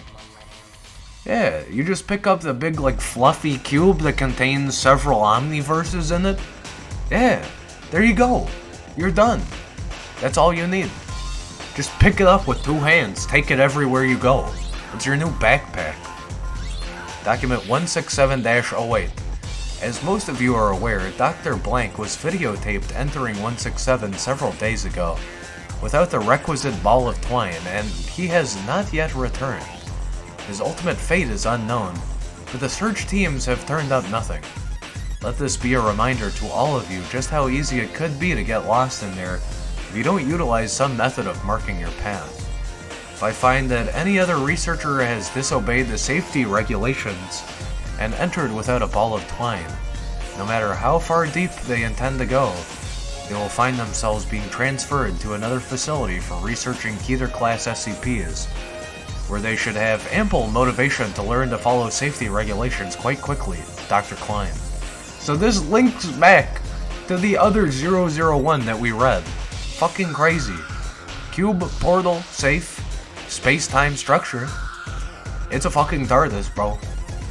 You just gotta go deep enough to figure out how to operate it. And then, yeah, bring 184 with you. Because why not? You might as well make it stronger. Item 168, Object Class Safe. Special Containment Procedures 168 is to remain in Observation Room 221D of Sector 28.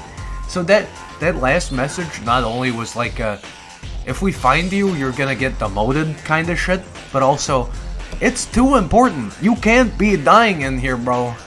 We need to preserve this thing and also level it up in terms of classification. So if you go out there and fucking die, we're gonna bring you back and stick you in that fucking 001 facility. Special Containment Procedures 168, Object Class Safe, etc. 168 is to remain in Observation Room 221D of Sector 28. It should be propped at the full angle that its casing allows, facing the unshuttered window provided.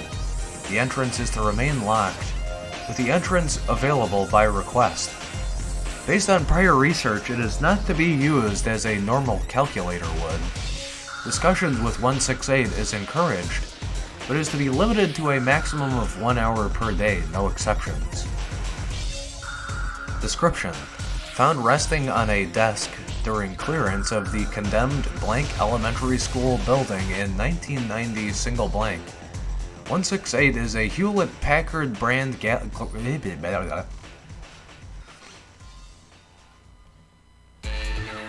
168 is a Hewlett-Packard brand graphing calculator, model number HP-28C.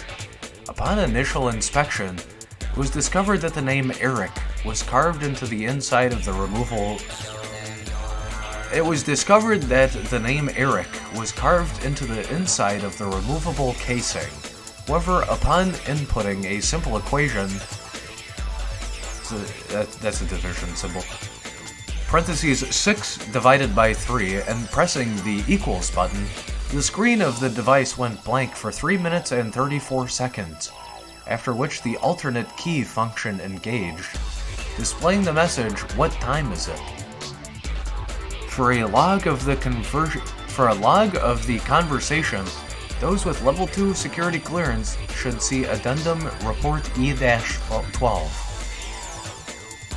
Though not altogether mobile, 168 has displayed signs of action when personnel are not present. It also possesses both vision and hearing, though how these processes work is currently unknown. For more information, refer to Addendum Report E-18. This evidence has led to petitioning to upgrade the object to Euclid class, justifying more secure arrangements for containment. Arrangements for containment. Document number 168-1, Interview E-12. Recorded log of dialogue between 168 and Dr. Howard, dated January 14th, 2008. Replies from 168 are to remain capitalized to indicate non-vocal communication and preserve authenticity. 168 is also incapable of forming punctuation marks, save for period, comma, and question mark. Begin log. Dr. Howard, can you hear me? 168, yes. Dr. Howard, do you have a name? 168, calculator? Question mark. Dr. Howard, may I call you 168? Question mark. 168, I don't see why not, period. Dr. Howard, good. How long have you been alive, 168? 168, what is alive? Question mark.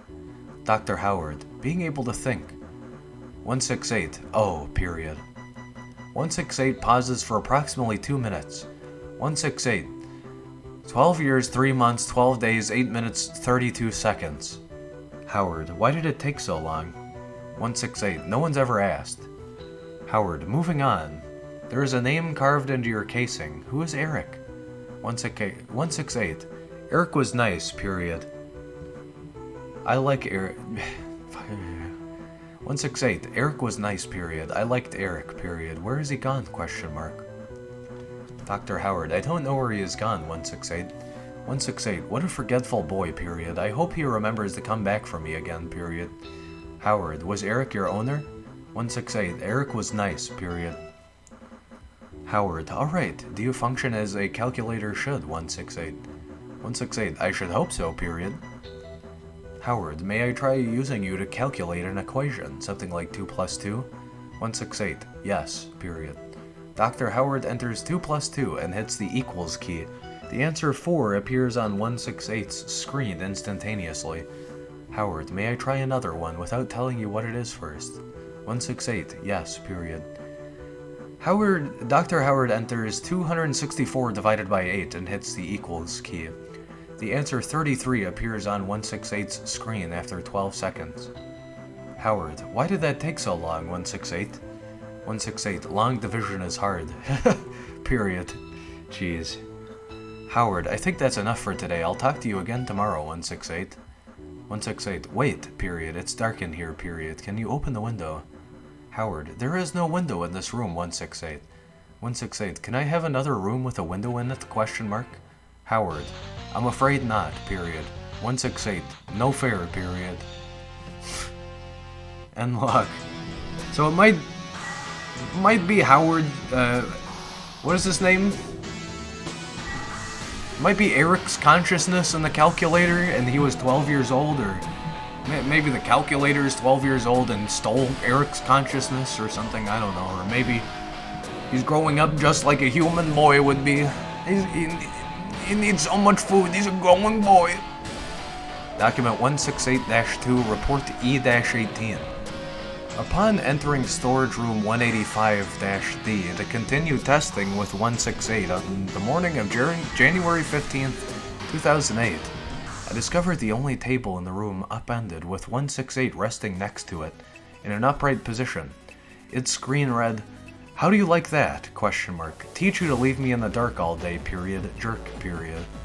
Attempts to communicate with 168 after that point were ignored. I suggest that we move it to room 221-D if we want to get anything actually useful out of it. Dr. Howard. So it has tantrums. Tantrum calculator. Electronic, Eric. Safe. Sapient, sentient tool. Eric.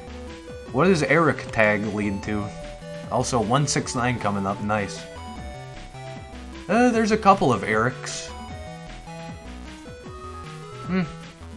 This also links back to 66. What? I guess I've read that. Unless it's a different 66. Want to serve. Oh, I don't want to be special. Okay, never mind.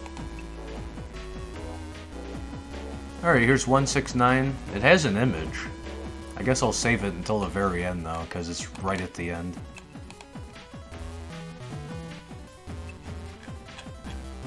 (169) object class key. There's special containment procedures because of its size. 169 cannot and almost certainly will never be contained. No structure on Earth is large enough or strong enough to contain 169. Nice. The location of 169 is not precisely known, but imaging satellites and analyses of eccentricities in the Earth's orbit suggest 169 is located in the southern Atlantic Ocean, possibly stretching around the tip of South America. See Addendum 0-20. Any satellite footage of a shift in the landmass produced by 169 is to be excised and destroyed by embedded agents. Description: 169 is surmised to be a marine arthropod of enormous size, known as the Leviathan, by generations of sailors and oral history. Presumed at first to be a myth, 169 was detected on :::19 by Mobile Task Force Gamma 6 during an investigation of paranormal activity around the __ archipelago. Coordinates degrees south degrees west. double blank degrees, double blank west. During Yada 6's investigation, Dr. blank blank Yada 6-0912 discovered the archipelago to have moved at least 3 kilometers from its original location. Though initially Dr. Blank believed this motion to be due to unusually quick continental drift, a reconnaissance mission performed by the USS Blank revealed the archipelago to be protrusions of rock-like plates covering an enormous organic mass. The Foundation was brought in immediately to begin threat management. This is Yada, right? Yada these nuts? What is this? Translingual. Oh, it's Gamma, okay. So, oh, I forget that they always say it first. I don't remember what the fuck that's from.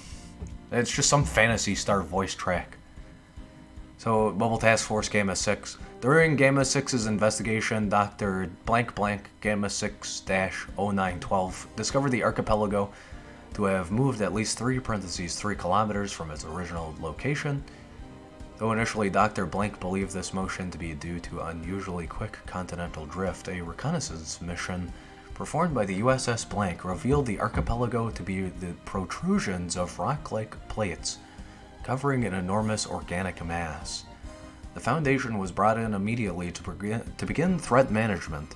Dr. Blank and Dr. Blank, Gamma 6-0421, estimate 169's body length to be between 2,000 and 8,000 kilometers. The creature is thought to have existed since the Precambrian era.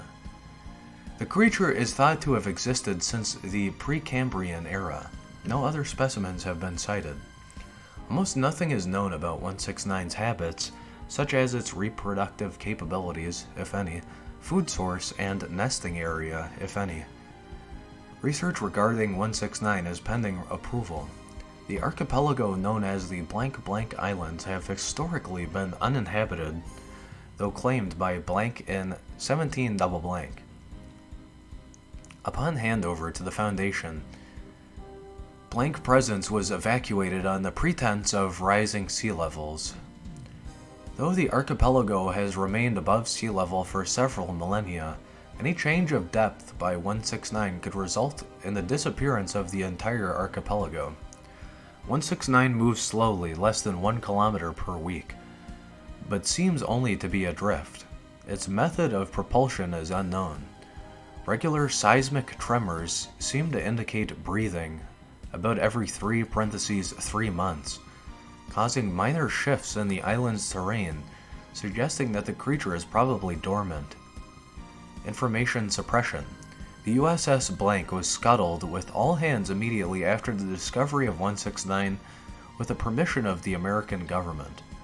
The public is forbidden from entering the archipelago created by 169 due to the conveniently large number of resident endangered bird species.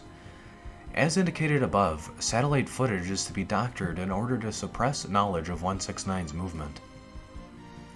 NASA is currently cooperating with the Foundation in keeping the existence of 169 quiet, and is currently permitting the Foundation use of their satellites for photographic use. Addendum 0-20. In 1990 single blank, the U.S. National Oceanic and Atmospheric Administration, an American scientific agency unaffiliated with and unaware of the existence of the Foundation, detected an ultra-low frequency underwater sound emanating from around double blank south, triple blank west. Detected an ultra-low frequency underwater sound emanating from around double blank degrees south, triple blank degrees west, approximately 1,000 blank kilometers from the southwestern coast of South America.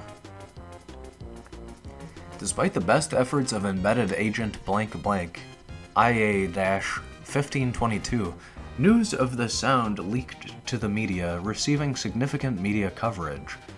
Foundation analysis concluded that a massive underwater organism was the source of the noise, and 169 was hypothesized to be its source. as its head is well within the possible locations of the rest of 169. The sound confirms Gamma 6-0421's hypothesis that 169 is gargantuan in size. Further efforts by scientific or civilian teams to determine the source of the noise must be stopped by any means necessary. A live aquatic arthropod, either uncontained. Well, here's the image for 169 really quick. It is called SCP-169 spectrograph.jpg. It is a frequency graph with time as the x-axis, frequency as the y-axis. 0 Hz to 50 Hz on frequency in the climbing y-axis, and over time we see two large perturbations just interspersed through the first quarter and through the second quarter, kind of, and that's really it. Also on the 0 Hz scale is just the typical hum of planet Earth, I'm assuming. And then on the, 23 Hz scale, 24 Hz scale is radio waves probably. Then 48 kilohertz, again, a different type of radio wave. We can discern other types of waves that are constant, but of course, vertically here in frequency is presumably the shouting, the groan of whatever this mammoth leviathan creature is. Mammoth not being like a woolly mammoth, but like mammoth as in it's big. The spectrograph is depicted in heat map style, so it's yellow into orange, red, then purple, then blue, then black, for how present the frequency is, and it's quite present both times. The whales call frequency basically as it starts off very low both times, and then sort of rumbles in the first frequency. It sort of becomes grainy, and in the second frequency it becomes kind of choppy as it becomes taller in frequencies. And over time it does not last very long. They're very tower-like, with the first one being wider and a little more blurry, I guess, and the second one being more of just a square. Rectangular, very rectangular. Alright, 170. Another image right before the end, surprisingly. Item number 170, object class safe.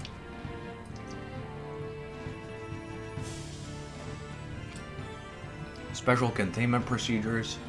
170 presents no danger and as such can be contained safely in any secure storage locker.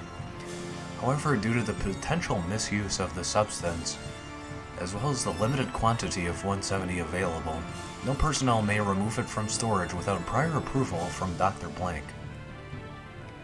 Description: 170 appears to be a standard tube of superglue in a yellow tube 13 centimeters long.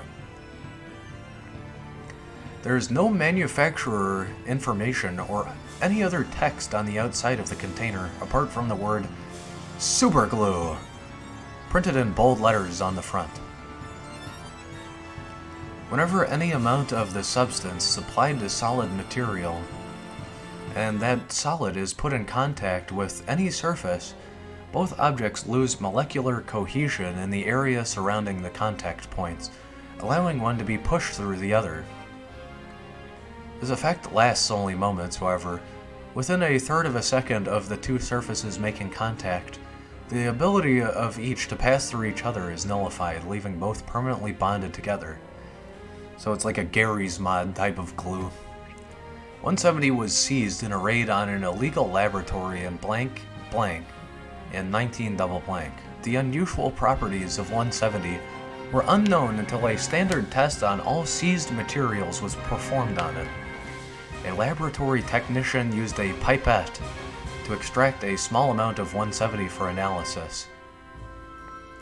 Upon attempting to dispense the substance onto a slide, the pipette immediately passed through the slide, which was on a mount. Further tests were run upon the pipette/slide, and it was discovered that they were bonded on the molecular level. Upon hearing this, SCP personnel were dispatched to confiscate all seized materials. So this was tested quite a bit before it was revealed or discovered that it was something crazy. Notable tests: Test 04 test materials, 1X heavy-duty chain, weights of various sizes. Procedure: a small amount of 170 was applied to the last link of the chain, which was then bonded to the reinforced ceiling of Containment Area 17F. Weights of various sizes were then hung on the chain to determine the structural failing point of the bond. Results: after approximately 9 metric tons were suspended, the chain finally snapped, but not at the bond point. It snapped at the 9th link from the bottom. All links apart from the one embedded in the ceiling were tested and showed signs of distortion. All links apart from the one embedded in the ceiling were tested and showed signs of distortion and stretching. However, the bond point in the ceiling showed no sign of weakness or separation of chain and ceiling. Test 07. Test materials: 2x identical cubes of 24 karat gold, as close to 100% pure as possible. Procedure: using robotic arms to ensure perfect alignment. Cube 1, the cube with 170 applied, was pushed completely through Cube 2, leaving what appeared to be one gold cube equal in size to either of the original cubes. Results: upon examination of the sole remaining cube, it was found to have a density of 38.6 grams per centimeter cube, which is precisely twice the density of gold. So this proves, at least in this universe's conception, that you can just stack objects. You can just store them in each other if you do something like this. You can have, a 3x of arrows or something. Or in this case, a 2x of gold. You can fucking bank this, bro. You can get a note of this. Even melting the sample did nothing to change this, as the resulting liquid gold also had the same density. So you make gold too. This implies that the substances don't displace each other. Every atom is accounted for. Analysis of the atoms has proven that they are regular gold atoms, implying that they don't undergo nuclear fission. Analysis of the atoms has proven that they are regular gold atoms, implying that they don't undergo nuclear fusion to accomplish the increase in density. The atoms are simply packed into a smaller space than the laws of physics would seem to allow. In light of this experiment, Dr. Blank has requested permission to use 170 to glue 2 pieces of uranium together to make a more fissile sample. Due to the obvious safety concerns this poses, this request was denied. Sounds like a fucking joke. Test 12. Test materials: 1x D-class personnel, 1x wooden desk. Procedure: first test using live biological subjects.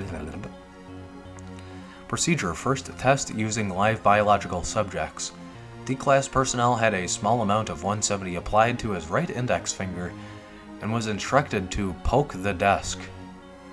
Results: subject's finger sank into the desk up to the first knuckle.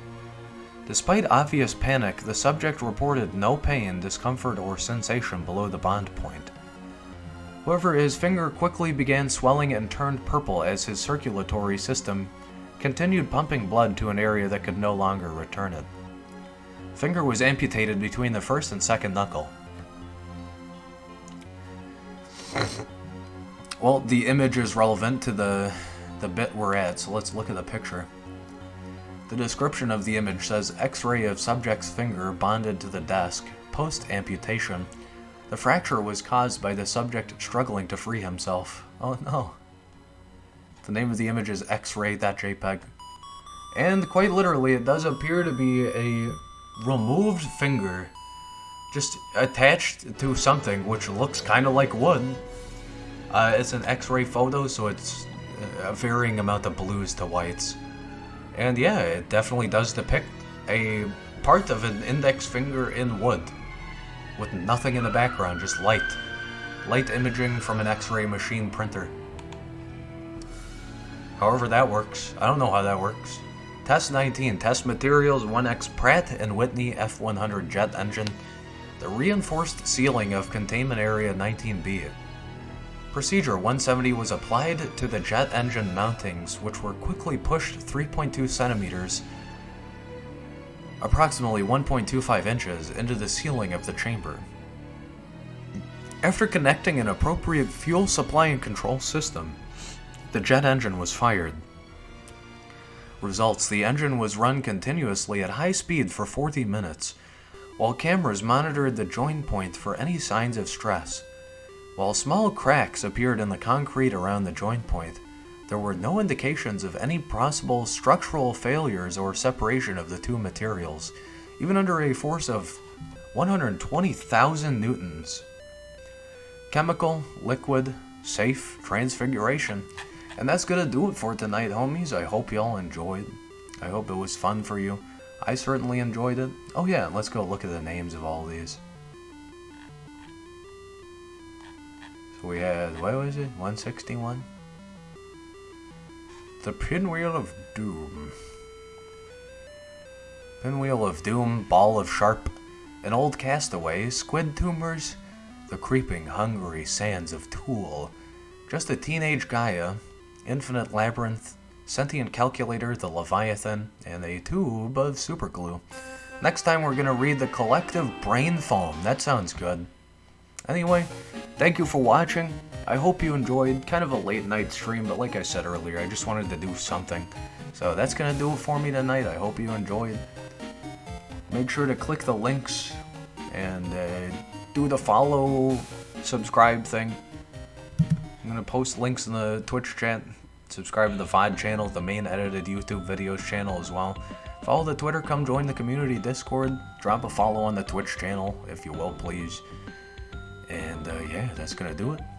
Catch you in the next one. Peace.